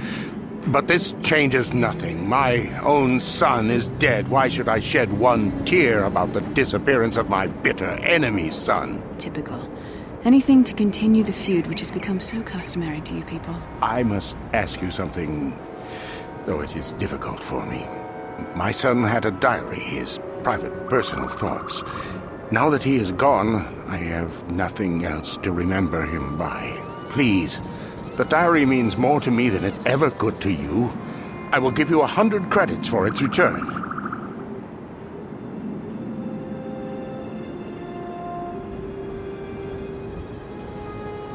I thank you for this. The diary is all I have left of my son. We have nothing further to discuss. Please, leave me to my grief.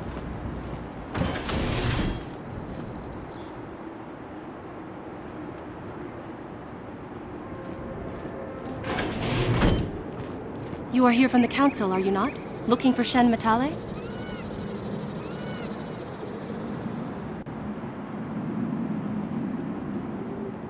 My name is Rahasia. Nurek is my father. He has not been himself since Cass has disappeared. He is mad with grief, and he is convinced the Matales are responsible.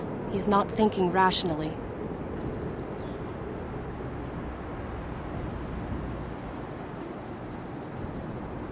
My father is a good man.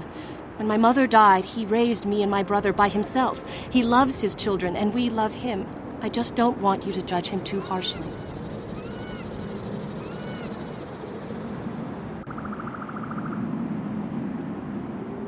You must understand that Father has been under a terrible strain. I have no wish to disobey him, but there are matters where even my father's authority is not absolute. My father has kidnapped Shen Matale. He is holding him prisoner here in the compound. He feels this is a way to get back at the Metales, a way to get even for the disappearance of my brother Cassus. I see. Well, there is the answer we seek. The Jedi Council should be informed of this at once. You don't think that perhaps there's more to look at here, do you? That maybe everything isn't what it appears? Of course not. It seems very simple to me. The Council must be allowed to decide the next step. No. Since Cassus went missing, my father has become unstable. He might hurt him if you do that. He no longer even cares if the Metales are responsible for what happened to Cassus. I am afraid my father will simply kill Shen out of a mad, misguided lust for vengeance. The Jedi Council does not have the authority to search our estate, and if Father finds out his secret has been revealed, he might kill Shen right away. Please, find Shen and rescue him before my father does something he will regret forever. I would take you to the prison, but I cannot let my father see me with you. Take this key. It will open an unguarded door at the rear of the estate. You and Shen can make your escape through there. There are many security droids guarding the halls. Please hurry. You are Shen's only hope. Alan Matale and my father have had problems ever since they settled on this world. To hear my father tell it, Alan is a brute and a bully, but a rich one. He feels his credits give him the right to step all over normal people. My father stands up to Alan because no one else will. But now he thinks Alan has taken my brother Cassus and has imprisoned Shen as revenge. Please find Shen and free him. You are my only hope.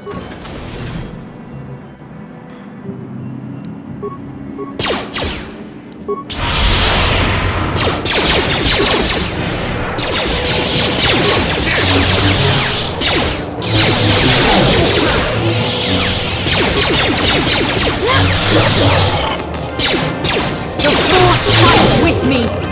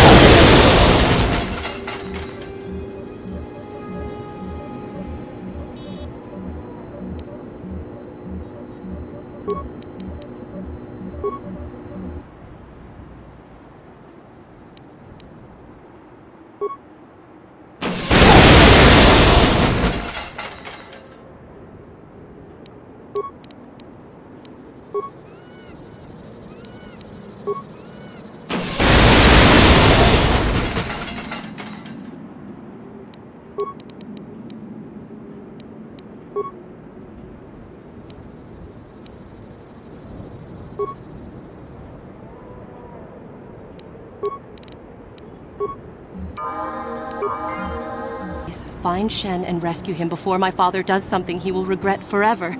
I would take you to the prison, but I cannot let my father see me with you. There are many security droids guarding the halls. Please hurry. You are Shen's only hope.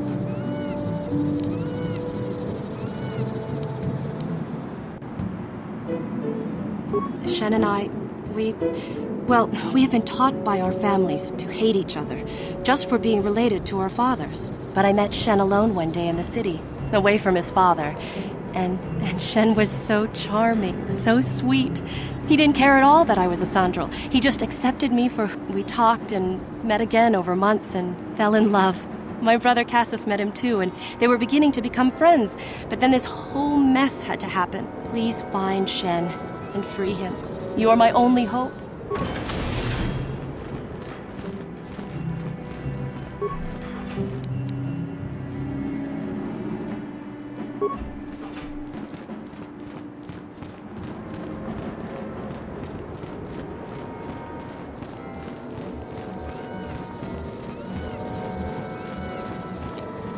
No problem. Who are you? What do you want with me? Are you working for my father?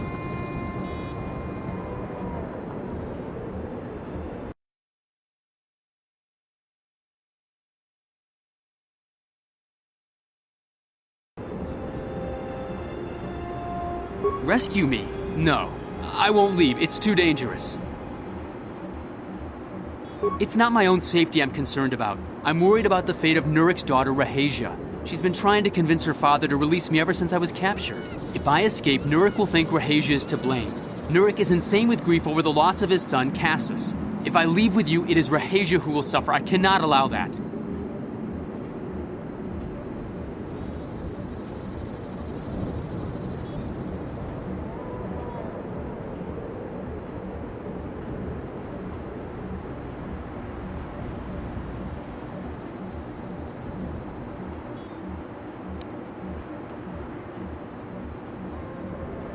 If you can convince Rahasia to escape with us, I will accompany you. Though I do not know if she'd be willing to turn her back on her home and family. Who could imagine a Sandral doing such a thing for the sake of a Matali? But if she will not go, then I too shall stay. I would rather face my own death than have her face her father's wrath because I escaped.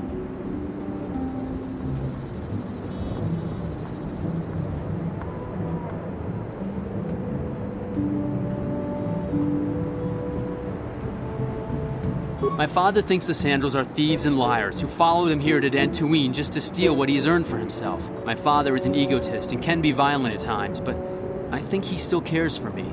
Rahasia's father seems to be falling into the same pattern as mine. They're both too unreasonable to be talked to about the other. I think the only hope Rahasia and I will ever have is if we can escape both of them. Please, find Rahasia and speak to her. Get her to flee this place with me. What are you doing here? Have you found Shen yet?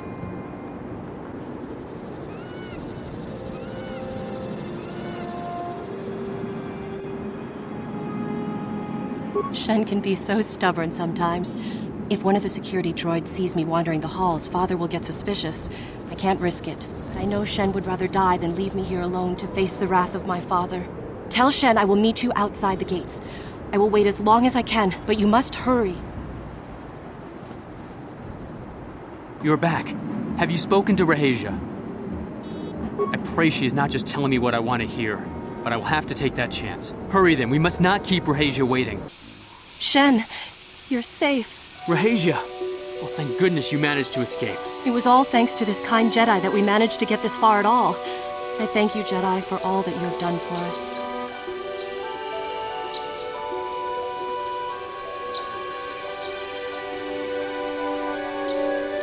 You're right. We should go as fast as we can. I don't know how long it will be before my father realizes we're gone. You're right. We should.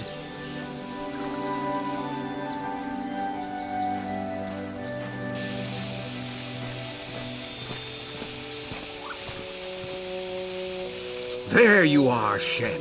Father! Mr. Matale. Rahasia! Father! Mr. Sandral! Nurik! Alan! I knew this was all your doing. I knew you had captured my son.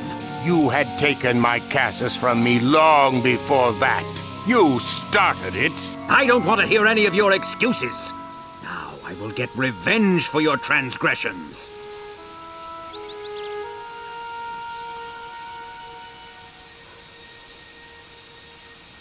Please listen to him, Father. Why should I listen to the Jedi? All you want is to remain with that Sandral harlot. My daughter is not a harlot, Matale dog! We are trying to be reasonable here, of course. We are sensible people, after all. But our children are being so stubborn. If Shen would just understand that he has to do what I want, this would all be solved easily. But he is my son. I don't want to lose him. And I won't let my daughter go with him. My little Rahasia. Father! I don't know why we fight like this. We got along in the beginning, didn't we, Alan? I don't know how you can think of that when we have our children trying to go away together. Well, it wouldn't be so bad, would it? Shen seems to genuinely care for my Rahasia. He might be a good husband for her someday. As much as I may dislike it, I think I see it too. I suppose I might be convinced to see that Sandral girl with my son, if she is loyal to him. But I don't trust you a centimeter farther, old man. Your daughter may treat Shen well, but you will never see them. They will live with me. Of course not, you pompous old windbag. They'll be living with me.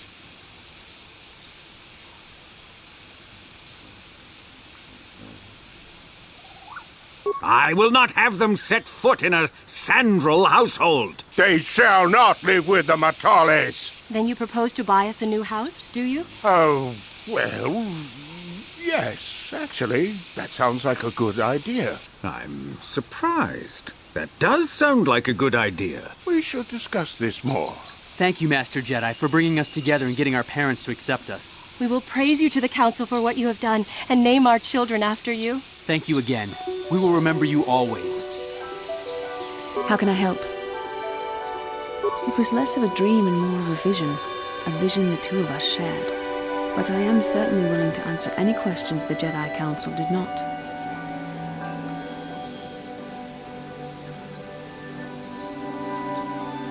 Are you wondering why we shared the vision, or why we even received it in the first place? To the first, I can only repeat the answer that the Council gave us. Our fates are linked, and for two as strong as we are in the Force, that amounts to a near-physical bond. As to the second, I truly don't have an answer for you. The Force works as it will, and perhaps we should be grateful for what we've been given. I don't know. Believe me, I certainly don't find the prospect of being joined to you enjoyable in any fashion. Then perhaps the sooner we see to our destiny, the sooner we can proceed on our separate paths. That seems a logical solution, no? What would you like to know? Perhaps because we desired to. Perhaps because they came to this planet and were strong enough in the Force to leave a trace.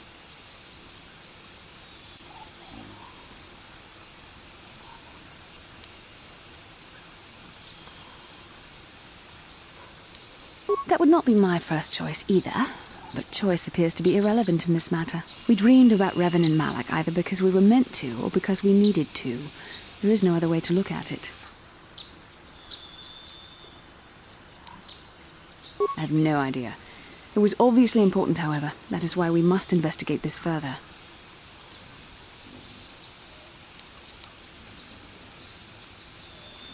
And are you so certain that it is not you in my dreams? I see.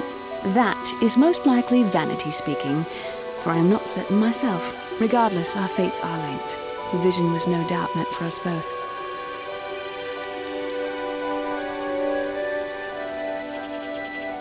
With luck, we will. I would rather not rely on such visions to guide us, but when we have so little else to go on, and the galaxy hangs in the balance.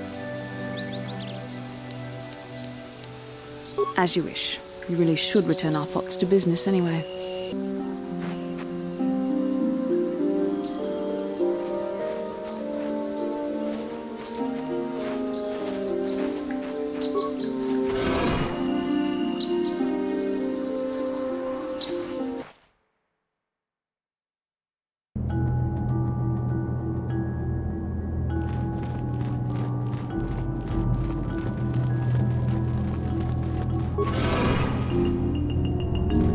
Sharjiting Watawama Mulira, Yumalipa Ak Ingoku, Da Uba Motinya Go Juju Biti, Jas Grogito Patslimo.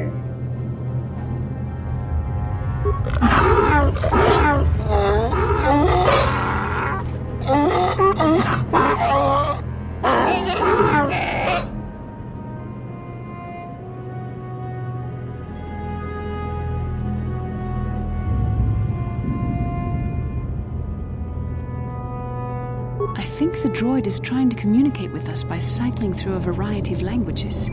Each time it spoke, it was using a very different alien dialect. The droid can probably understand us.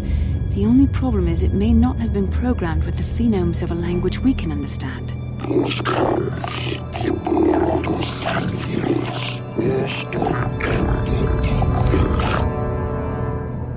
I recognize this language as well. It's an archaic variant of the Selkath dialect spoken on Manaan. But why would a droid on Dantooine be programmed to speak ancient Selkath?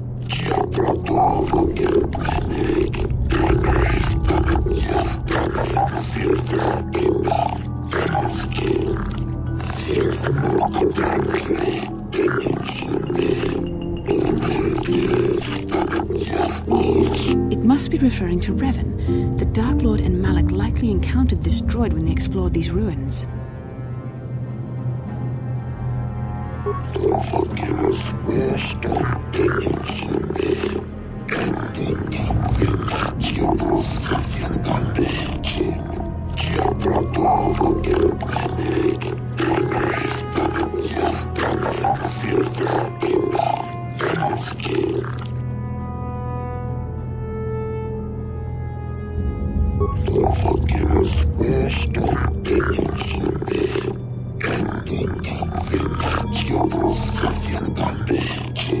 Ten revolutions would take more than 20,000 years. If this is true, then this droid is nearly 5,000 years older than the Republic itself. There must be some mistake.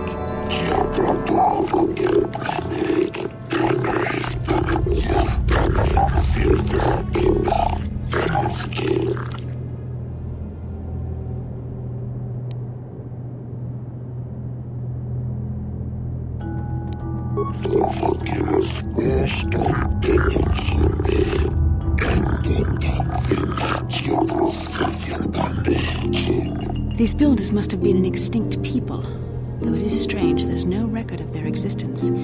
Even the archives of the Jedi Academy make no mention of them. In the years before the Republic, the Hutts were a dominant force in the galaxy, but they never constructed an empire.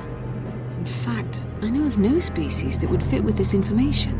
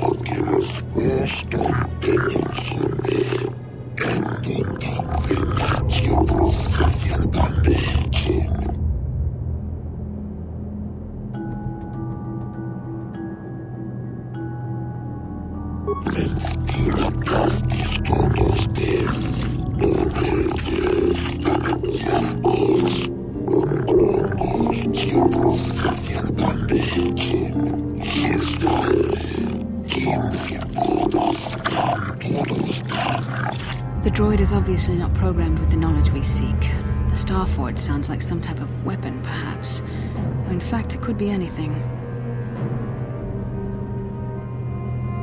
Maybe. That might explain how the Sith were able to amass a fleet so quickly. But I suspect the Starforge is more powerful than a mere factory. Maybe the droid has more information we can use. It seems to respond to you. Perhaps you should ask it something else.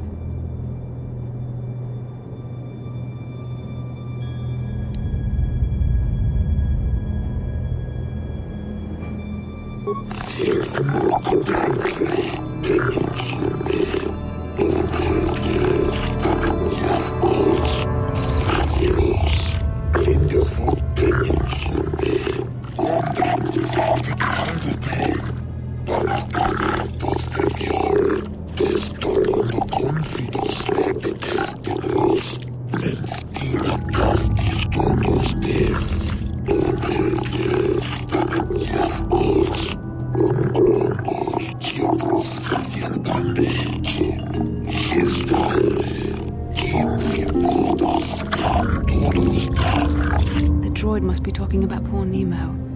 The Council sent him here to investigate, and it cost him his life.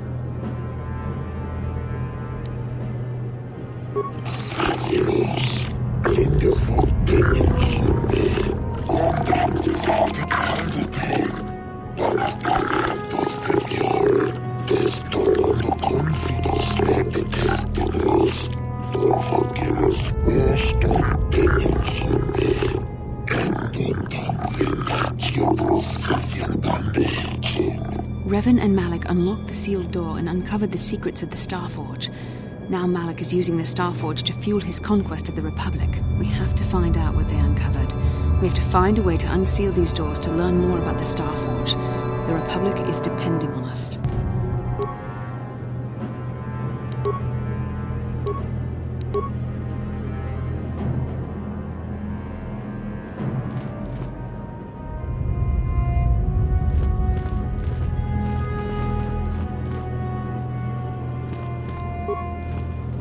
If the droid is correct, then we must complete the tasks in the proving grounds to the east and west before these doors will open.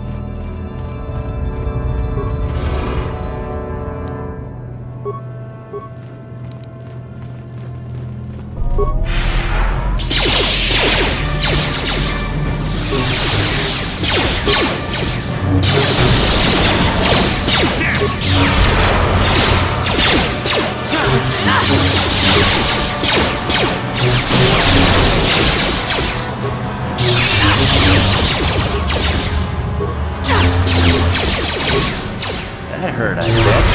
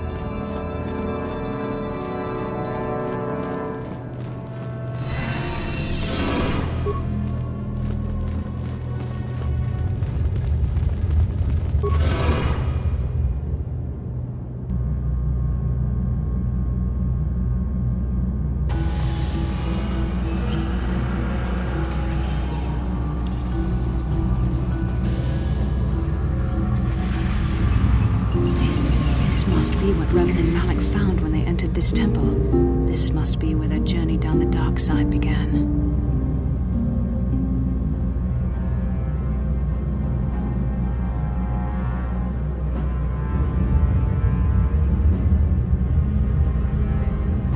This is a map, some sort of intergalactic navigational chart. Revan and Malik must have used this to lead them to the Starforge. We could use this map to follow their path and find the Starforge ourselves, but we must be wary. They may have laid traps or concealed what they found.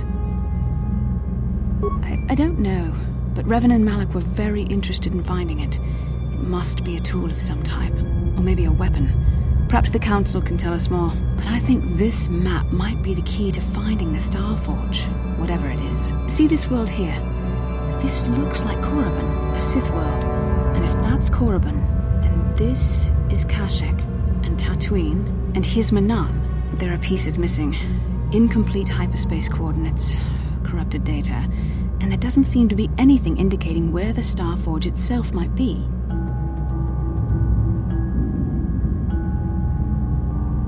I was thinking that too. This map can't take us to the Starforge, but I know that Revan and Malik visited Korriban at least once. Perhaps they discovered something more there. They may have found something on each of the other worlds that completed this map. Maybe if we find all the pieces, they'll lead us to the Starforge, and some way to destroy it. That sounds like quite a supposition. What if you're wrong? What if I'm right? We can't ignore this. Finding the Starforge might very well be the key to defeating the Sith. We must inform the Council of what we've discovered. They must decide our next course of action, though I suspect our task has only just begun. Ah, you have returned, young Padawan. Have you discovered what it was that Revan and Malik sought in those ruins? This news of a Starforge is disturbing. Action is required, but we must not do so in haste. We must discuss recent events in light of this new information. We should consult the Jedi archives to see if there's any mention of the Starforge and what it might do. We must learn why Revan and Malik sought it out. Return to your ship with Bastila, and we will summon you when we are done. Padawan, you have done well in discovering the star map hidden within the ancient ruins. But there is more you must do in the battle against Malik and the Sith. We Jedi know victory over the Sith will not come through martial might. The Council has a mission for you, Padawan. I've consulted our vast archives in an effort to discover the nature of this Starforge, but all my efforts have been in vain. Still, the Council are in agreement. The Starforge must be found. Revan and Malik sought it out when they began their tragic fall. The Starforge is surely a powerful tool of the dark side. The star map in the ruins showed you 4 planets, but it was incomplete. It did not show the location of the Starforge itself. We believe there may be similar star maps on other planets. Each star map is likely a small piece of a larger puzzle. Find the star maps on Kashyyyk, Dantooine, Manaan, and Korriban, and we believe they will lead you to the Starforge.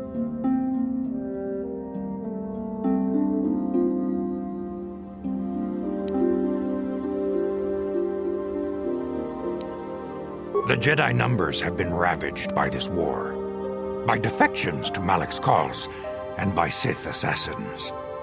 But we realize the importance of this mission. Yet if we send a company of Jedi Knights with you, we would surely draw the full attention of Malik and the Sith, dooming your efforts to failure. Secrecy is our best defense against the Sith, but it would be foolish to send you on this quest without someone to aid you, young Padawan. Bastila will accompany you, for there is a powerful connection between you two. A connection that might be the key to unraveling the mysteries uncovered by Revan. And Juhani has also asked to accompany you. After long deliberation, we have granted her request. Juhani nearly fell to the dark side. Perhaps her presence will serve as a reminder to you of the dangers of that path. Of course, those who aided you on Taris will also come. They possess skills you may find useful in your quest. Remember that secrecy and discretion are paramount to your success. You will not be able to hide the fact that you are a Jedi, nor should you.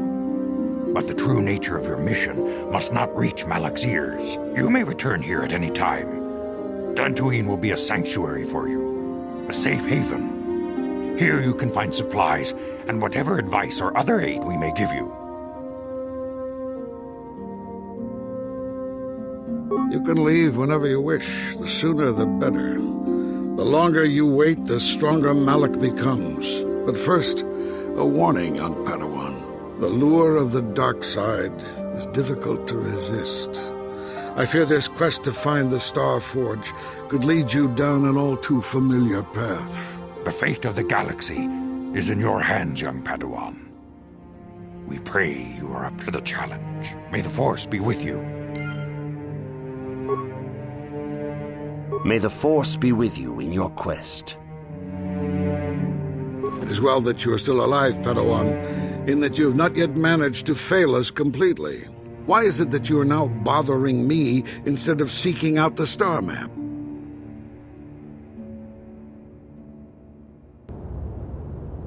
The Sandrals and Matalis have been at odds ever since they came to this planet, and have been making my life difficult the entire time as well. Now Alan Matali accuses Nurik Sandral of stealing his son, Shen. Nurik Sandral's own son, Cassis, has been missing for a while now. We do not know what has happened. Alan is rash enough and stupid enough to start a war over any imagined slight. We would resolve this, but we have too few Jedi to spare. It must be resolved peacefully. Their estates are both located to the south of the Enclave. The Sandral fairly far. It would normally be your duty to assist in such matters, but your primary task takes precedence. If you are stuck on the planet for a while, you may investigate. I would recommend starting at the estate of Alan Matali. You have a mission to attend to, Padawan. And as much as I may wish it otherwise, you are our only hope. The Council has placed the fate of the galaxy within your hands. I pray both you and Bastilla are able to emerge from this ordeal as servants of the light. May the Force be with you, young Padawan. I have heard that the Sandrals and Matalis have agreed to cooperation in the construction of a new estate to house their children. Apparently, a son of one family and the daughter of the other are getting married. I also hear that we have you to thank for this happy occurrence. I am glad that you are using the authority our order wields to achieve some measure of good. You have done a great thing. One of our own had strayed, but you have returned Juhani to the Order. For this you deserve the highest praise.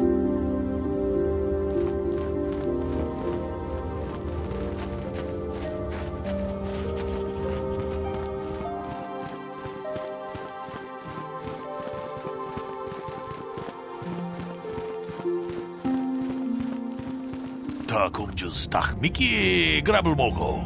Kachichu ita botunga. Tolbabank wale oganda nalu chuchut. Mogesha ponka bola wana chikne. Pamule slimo podadada nanga kumbist mule rabes.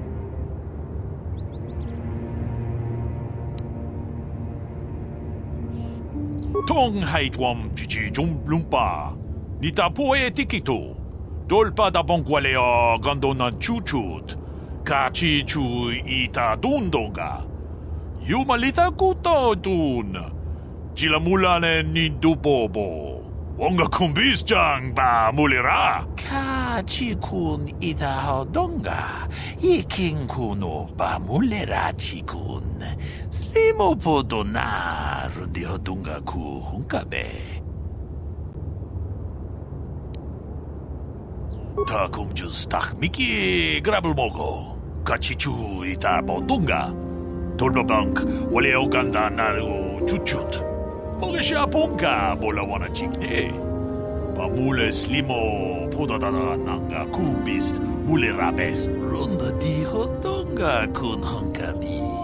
Wana kun bez ching balamule tongking ba nunodek. Tugnin chatukunde mule rabes.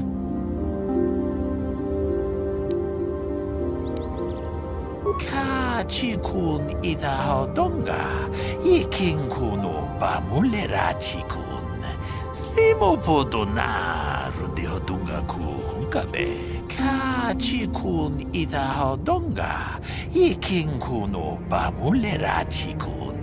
Slimo podona rundi hodunga ku hunkabe. Mucho shakvakat. Kieno no dama paule rachikun. Runda di hodonga kun hunkabi. Wana kun bez ching palamule tongking ba nunodek.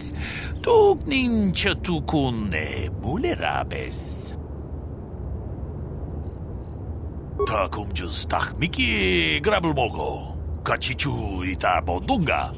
Tolbabank wale oganda naru chuchut. Mogesha ponka bola wana chikne. Pamule slimo podadada nanga kumbist mule rabes. Tong haitwam jiji jumplumpa. Nita poe tikito. Dolpa da bonkwalea gandona chuchut. Kachichu ita dundonga. Yumalita kuto tun. Chilamulane nindupopo. Wonga kumbis ba mulera.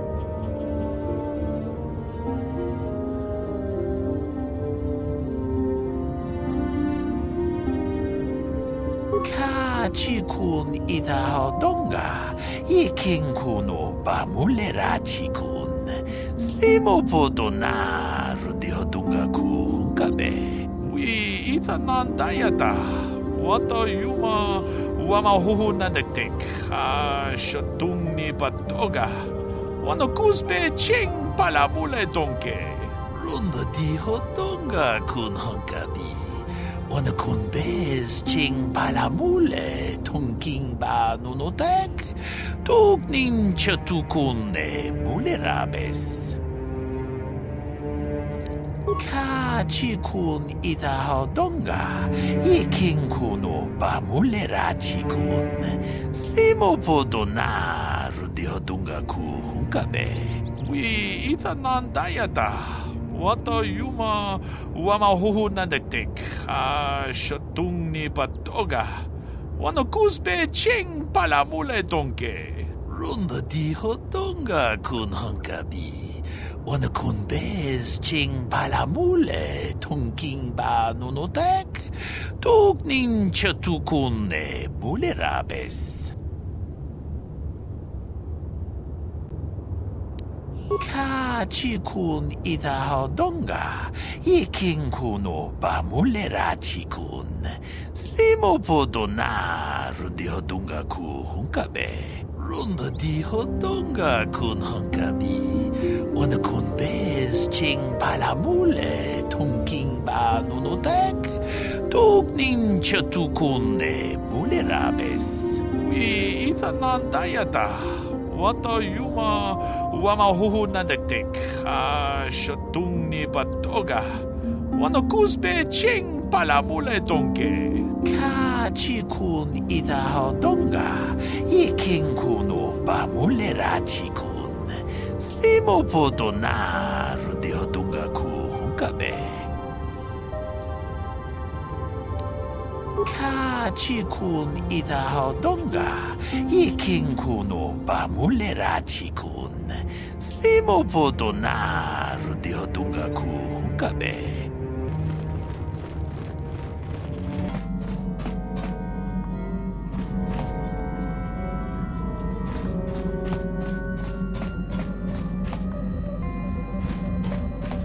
Yes, what's on your mind? Dantooines? That's all I can...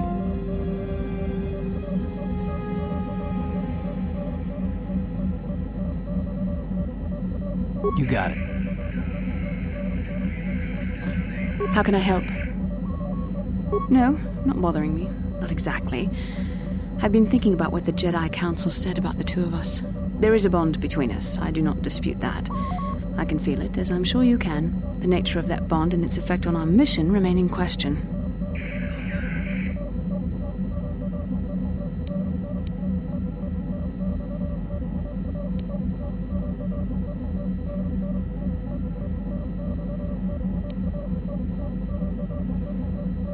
Please. I'm a Jedi.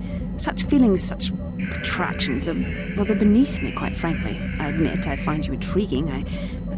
I mean, I find your command of the Force intriguing, but my interest in you is purely academic.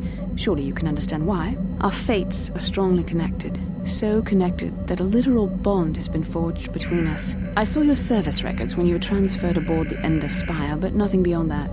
I know very little about you. I'd like to ask you some questions, given our relationship. Don't worry, these are simple questions. Nothing too intrusive. First, what kind of background do you have?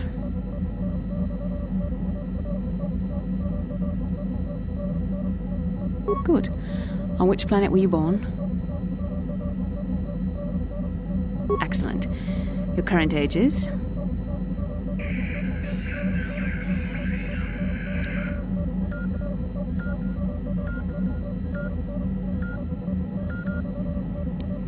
Yes. Well, the truth is, I was studying how you responded to my questions. Your reactions helped me judge you. This was a test for me to learn more about your character. You were honest, which is good. And you treated this as a serious matter, which it is. This bond we share will shape both our destinies. It is not to be taken lightly. But I imagine you've had enough questions for a while. So many things have happened to you since Taurus. It's probably a lot for you to absorb. We can speak again later, after you've had time to think about all this. Now, what do you want? I was one of the best youth warriors in the clan Ordo in my time. No one before me had mastered the power of our basilisk war droids as quickly as I had. Except Mandalore himself, of course. In those days, we were sweeping across the Outer Rim, destroying all who fought us. Young Mandalores would prove themselves in real combat with unknown opponents above 1,000 worlds. Each brought back stories of his achievements.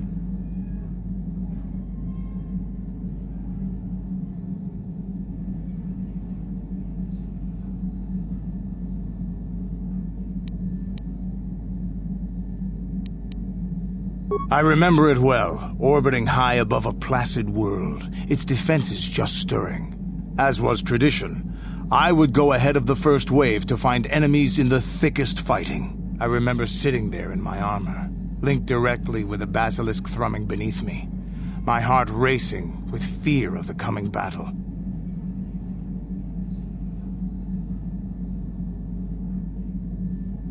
Every new warrior has to fear to understand how to beat it. You must know that. The doors opened in front of me, and the air was sucked out of the drop bay, scattering crystals of frozen vapor across my path. I can't describe what it feels like to look directly down at a world, falling continuously as you circle it, with barely 15 centimeters of armor plate protecting you. When the magnetic locks disengaged on my droid, I plunged out of the drop bay towards the battle that waited below. The exhilaration, the euphoria I felt as I streaked into the atmosphere, dodging self-guided projectiles and beam weapons, was unmatched. An 80-kilometer plunge through the atmosphere, dodging and weaving, the outside of my armor glowing like the sun with the heat of re-entry. And with barely 30 meters to spare, I twisted and skimmed the surface, firing at the giant beam generators that were in my path. The explosion from that sent shock waves that leveled the entire complex around it. It was the moment of my life.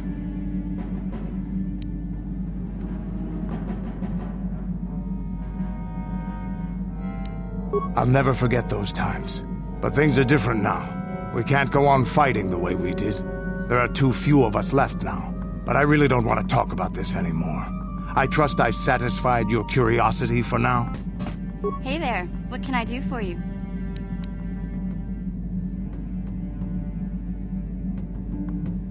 I've been thinking about Lena and what she said about Griff. You know, how he was always blaming other people for his problems? There might be something to what she said.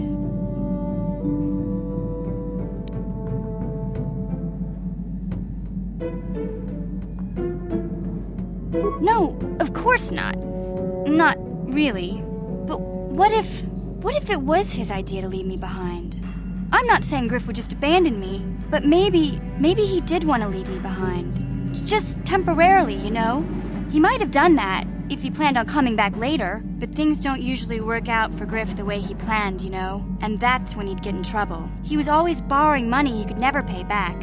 He might have been trying to skip out on his debts when he left Terrace. He would have to leave his little sister behind so it would look like he was coming back.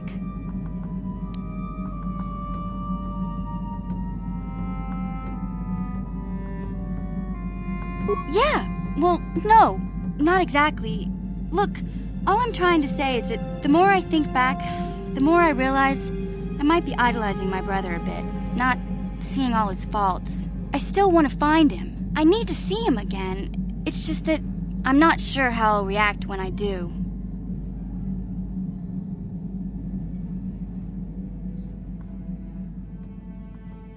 Maybe. We'll see. I don't want to judge him yet. Maybe Lena was lying. Or maybe she wasn't. All I know is I'd like to speak to Griff myself. If we have time, I'd like to go talk to the Zerker Corp rep on Dantooine and see what he has to say about where my brother is now.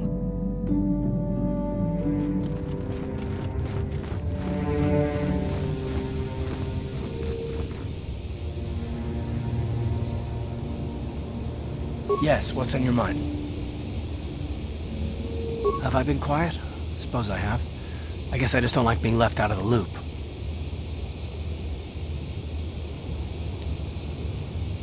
No? Well, you certainly aren't helping matters any either. And it's really starting to irritate me. For one thing, I want to know what the Jedi Council said to you. They pulled you in there and refused to tell me a thing about it. That is none of your concern, Carth. And you would do well to leave the matter be. I respect you, Bastila, but you've been as closed-mouthed as the rest of the Council. If you won't talk to me, then maybe somebody else will.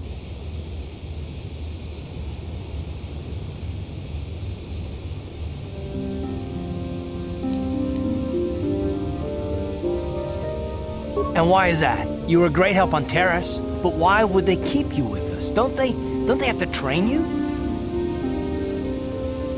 A bond? What kind of bond?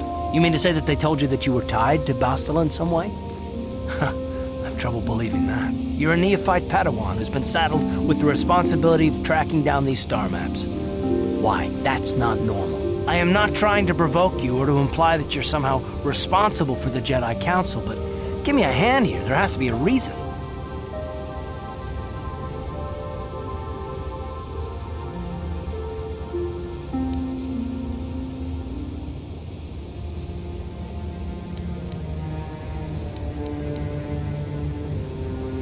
No, I didn't mean that you weren't wanted or that I want to go. It's just, damn it. Well, I'll tell you this much. I'm not going to wait around until I'm betrayed again. You know, we'll just see about that, won't we? Look, I didn't mean it that way. I want to get to Saul, not... No, forget it. It just seems that all I can do is insult you, isn't it? Just forget I said anything. Let's just get on with what we were doing.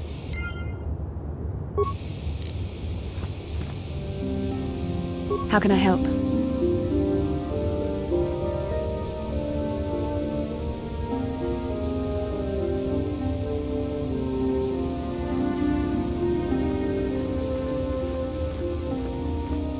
I do? How did you know?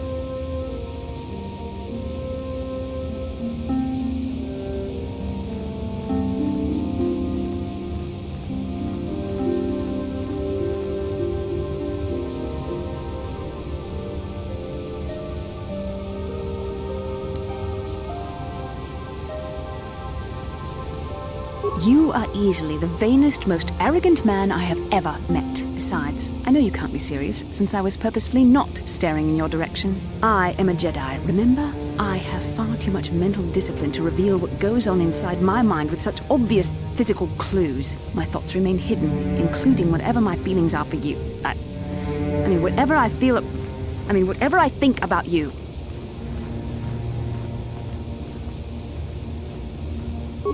That is you. Why must you be so impossibly infuriating? You know very well what I am really talking about. I am referring to the bond between us, the one the Jedi Council spoke of. Our connection allows us glimpses into each other's mind. We can feel some of what the other feels, and what I feel within you troubles me. A Padawan must receive considerable training. They must learn to control their emotions and darker impulses. Often it takes years before using the Force can be considered safe. The fact that you are so strong in the Force and have had such relatively little training could have terrible consequences. For you, and for everyone around you.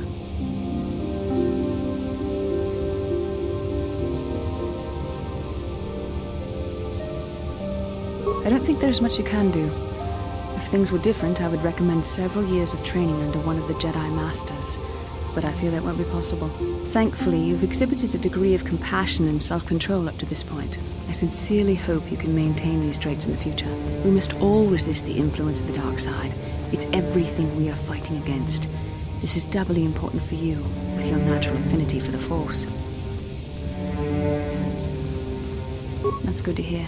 Without the proper training, however, I'm afraid you will find the path difficult even with the best of intentions. There's great danger ahead for both of us. Our destinies are intertwined. Everything one of us does will have consequences for the other. Any reckless behavior on your part is likely to affect me as well.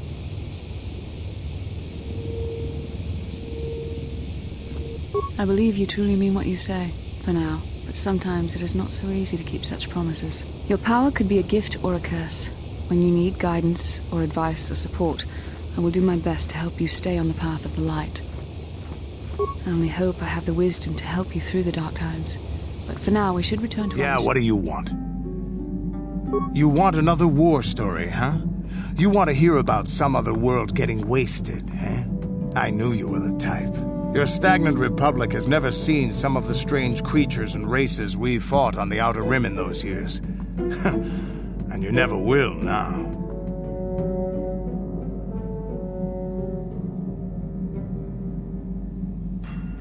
If a world isn't strong enough to defend itself, it's basically forfeit. But this story is about something a little different. We were going through the asteroid fields of the Crispin system at the very edge of the galaxy, playing with the pirates and smugglers we found there. The main belt in the Crispin system consists of mainly small rocks covered in frozen methane gas shells, and the pirates were using them for cover. Ha! I remember using a thermal generator to cause the outer layer of one of the asteroids to vaporize in a picosecond. It blew out and shredded the 3 smugglers using it for cover. But that was a mistake.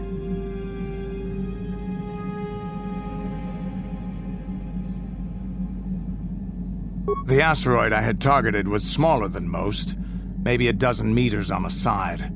On the outside, it looked the same as any other, just a ball covered in frozen gas. But something must have been inside it, something inactive in the cold. The heat of my blast might have triggered something or woken something up. After I'd hit it, spots of light and heat appeared all over the thin shell, still covering it, evaporating the gases. What lay underneath looked like some sort of rocky growth. A deformed rock, pitted by scores of micrometeorite scars. I think something even older might have been inside that.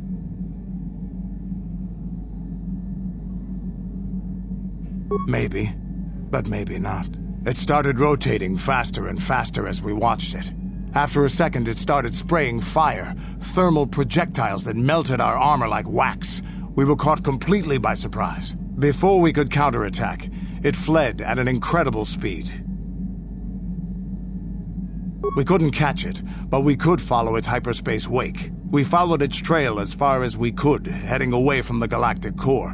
When it finally led beyond the edge of our galaxy, we abandoned our efforts. Anything that wants to commit suicide in that great void is not worth our trouble trying to catch. That's the only story I have for now. I'll tell you some more stuff later if we get the chance. Is there something else you want to know?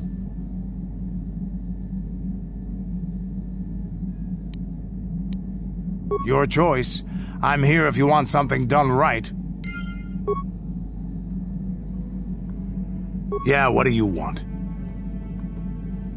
I don't have as many strange stories like the last one I told you, but I do have a couple about me and the stuff I've done. In one battle above the world of Althir, my unit managed to defeat a force of Althiri 10 times our own size. That battle gained me command of an entire subsect of my clan.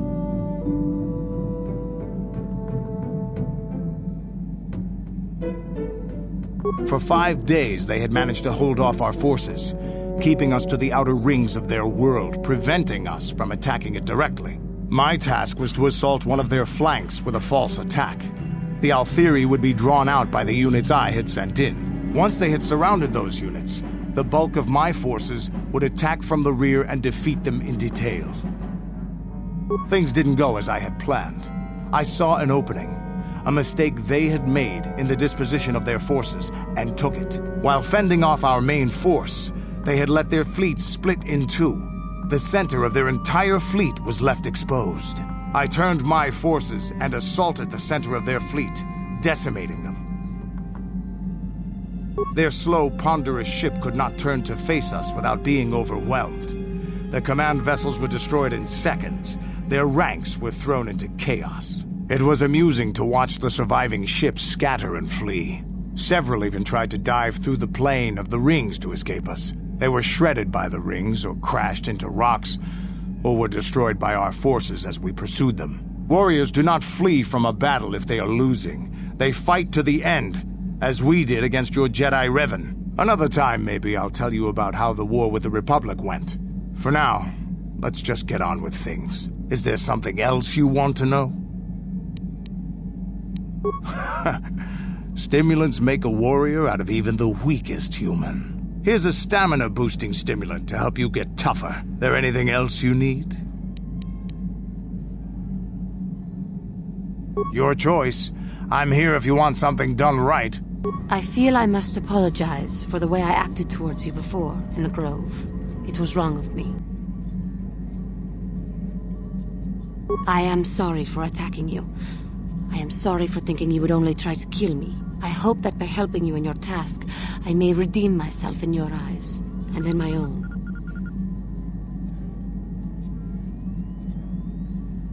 Thank you. It is most reassuring to know that you can forgive me, even though I tried to take your life. I can only hope that, in our time journeying together, I will succeed. How may I be of assistance to you, Padawan? What is it you would like to speak to me about? How I came to be a Jedi? I am sure you would not find it very interesting. Are you sure you would like to hear? Well, it goes back a number of years. Back on my homeworld, we did not see Jedi very often, especially where I lived. The hind end of space, a pit of a world, to be sure, where Jedi rarely tread, but we had heard of them. Well, everyone had, so that is not to be unexpected. Champions of truth, defenders of justice, heroes of the Republic. It was very easy for a child to be enthralled by their image, their mystique. Maybe I was one of those children.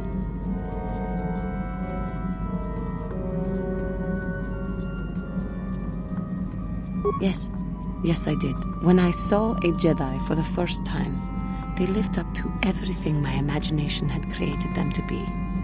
I was awed, and maybe a little enamored.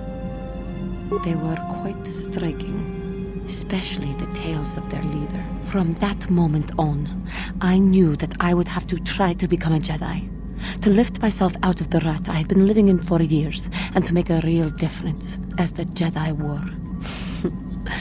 The foolish delusions of a child. But this child made it happen. As soon as I was able, I left my world and went in search of them. I found them and was accepted. I had been living my dream on Dantooine for several years before you came, although perhaps I was not entirely ready for it, or not completely suited to the task. Otherwise, I would not have fallen. But thanks to you, I have been redeemed. Perhaps I may yet live to see that dream of mine come true. Come, there is much we should do. Let us not waste time talking. Action is what is needed. How may I be of assistance to you, Padawan? What is it you would like to speak to me about?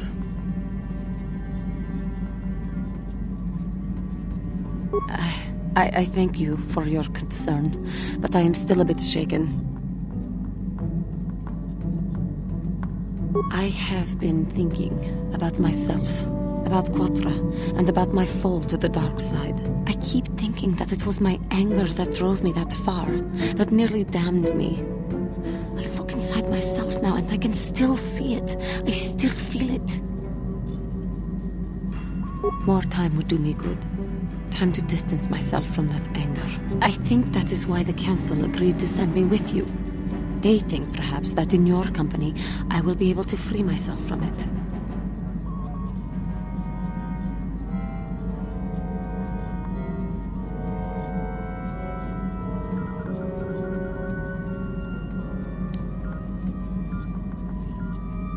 I do not come here begging for scraps from you. I will earn my way with you. You will see just how valuable I am. How can I help? Yes, I did. I wanted to speak to you about our mission and what lies ahead for us. It seems fate, or the Force, is driving us into a confrontation with the Dark Lord. You must prepare yourself for when we face Malak. The confrontation will be difficult for you. I remember how hard it was when I first faced Revan. It's true that due to my battle meditation, I was with the Jedi strike team that boarded Revan's ship. We did not kill Revan, however.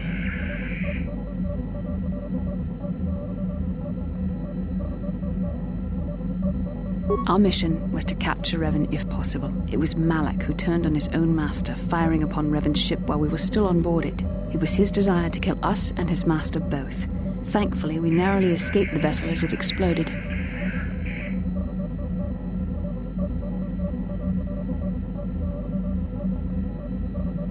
As I said, we were there to capture Revan alive. The Jedi do not believe in killing their prisoners. No one deserves execution, no matter what their crimes. Remember that Revan and Malak were once great Jedi, heroes in every sense of the word.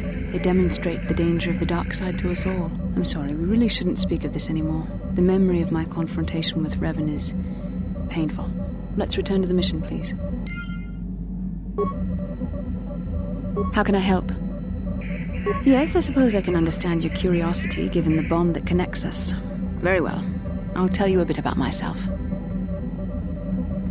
I was found to be strong with the Force at a young age, as most Padawans are. As a girl, I was given to the Order to be trained. When I joined the Order, I left my family on Tal Ravan, as all Padawans do.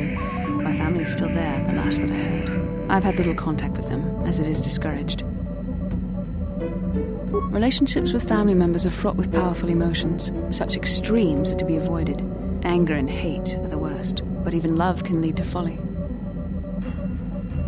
Emotional entanglements can be dangerous. They can impair rational thought. They can lead to outbursts of uncontrolled emotion. A Jedi must be above such things.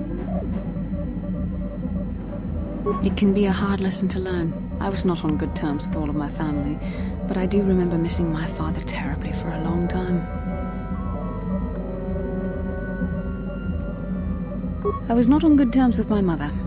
I was only a little girl when I left, but I was old enough to resent her and the way she treated my father. She pushed my father into treasure hunting. I spent all my young life on ships, traveling from one false lead to the next. She whittled away my father's entire fortune, and I hated her for it. I think she was relieved to give me to the Jedi, but my father was heartbroken. The child is too young to understand the sacrifices that must be made. It's better if they have no contact with their family once they're removed. Once I was older, I realized the wisdom of this policy. A Jedi must do what is needed, personal desires notwithstanding. Love can only obscure and confuse the matter. Even a Jedi cannot always control the feelings of the heart. We must do our best to guard against it, no matter what the cost. But some sacrifices are harder than others. I do not wish to discuss this anymore. I would rather return to our mission.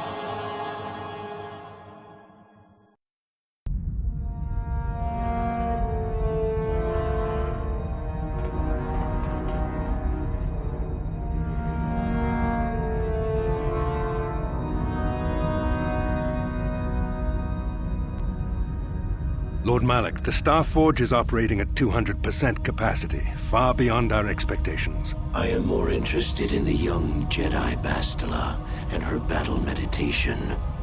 Have you learned how she escaped the destruction of Taris? She was aided by Karth Onasi, a decorated war hero of the Republic and a legendary soldier. During the Mandalore Wars, he was honored many times for his bravery. You know this man? Yes, Lord Malak. He served under me when I still followed the Republic. You could say I was his mentor. Interesting. How did you acquire this information, Admiral? An eyewitness, Lord Malak. Calo Nord, a bounty hunter, was there when Bastila and Karth escaped the planet. Apparently, they left him for dead. A Jedi and a war hero. It's a wonder you survived the encounter. I am hard to kill, Lord Malak. Calo has agreed to help us capture the young Bastila for a very hefty fee, of course. But I assure you he is well worth the price. His reputation as a bounty hunter is well earned. Her companions are nothing to me, Calo. But I desire the young Jedi taken alive, if at all possible. Lord Malak, forgive me. There is something else. May we have a private audience away from the ears of the common soldiers? I trust you are not wasting my time, Admiral Kareth. I promise you will be very interested in what Calo has to tell you about Bastila's other companions, Lord Malak.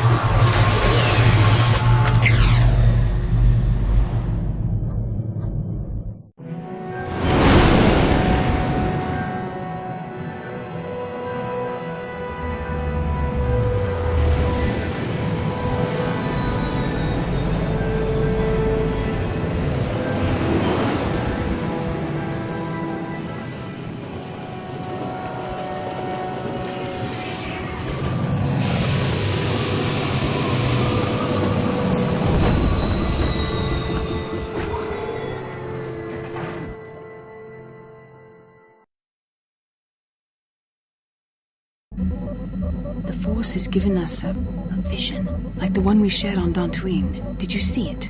Of course.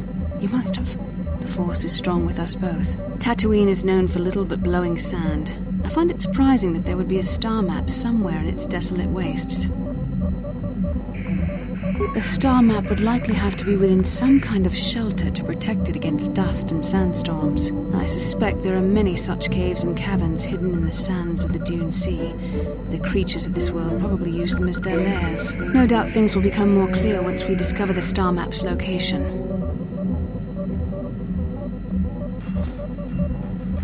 How can I help? I do. I've been watching you, studying you closely to see what kind of progress you've made since your training at the hands of Master Zahar. I've seen how you've resisted many temptations and continued to walk the path of the light side. Very commendable. But I'm afraid you might stray from this path.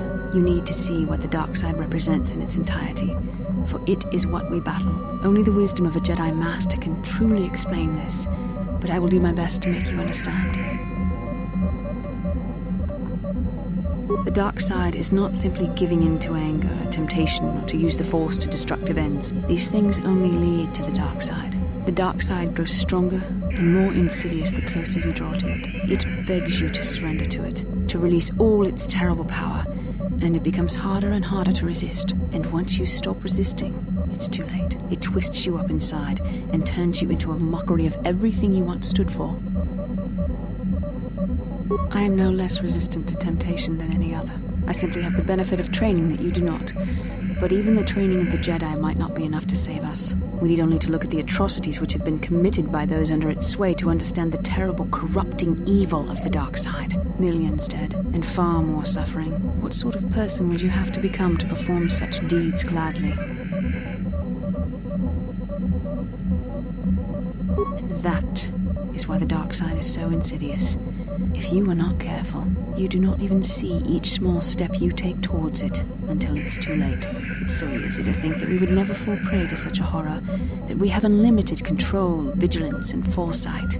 If only that were true. The Sith have become powerful because there are many Jedi who've succumbed to the lure of the dark side and joined their cause. What greater weapon is there than to turn an enemy to your cause? To use their own knowledge against them? We are weakened while they are strengthened, so we must harden our hearts and do whatever is required to fight against the dark side, even when the battle becomes wearying. I don't know. The vision of our future is clouded by shadows cast from the dark side. But I sense something ominous lurking in those shadows. But words alone cannot save one from the dark side. Come, we should continue with the task at hand. When the time comes, I only hope we are all strong enough to do what we must.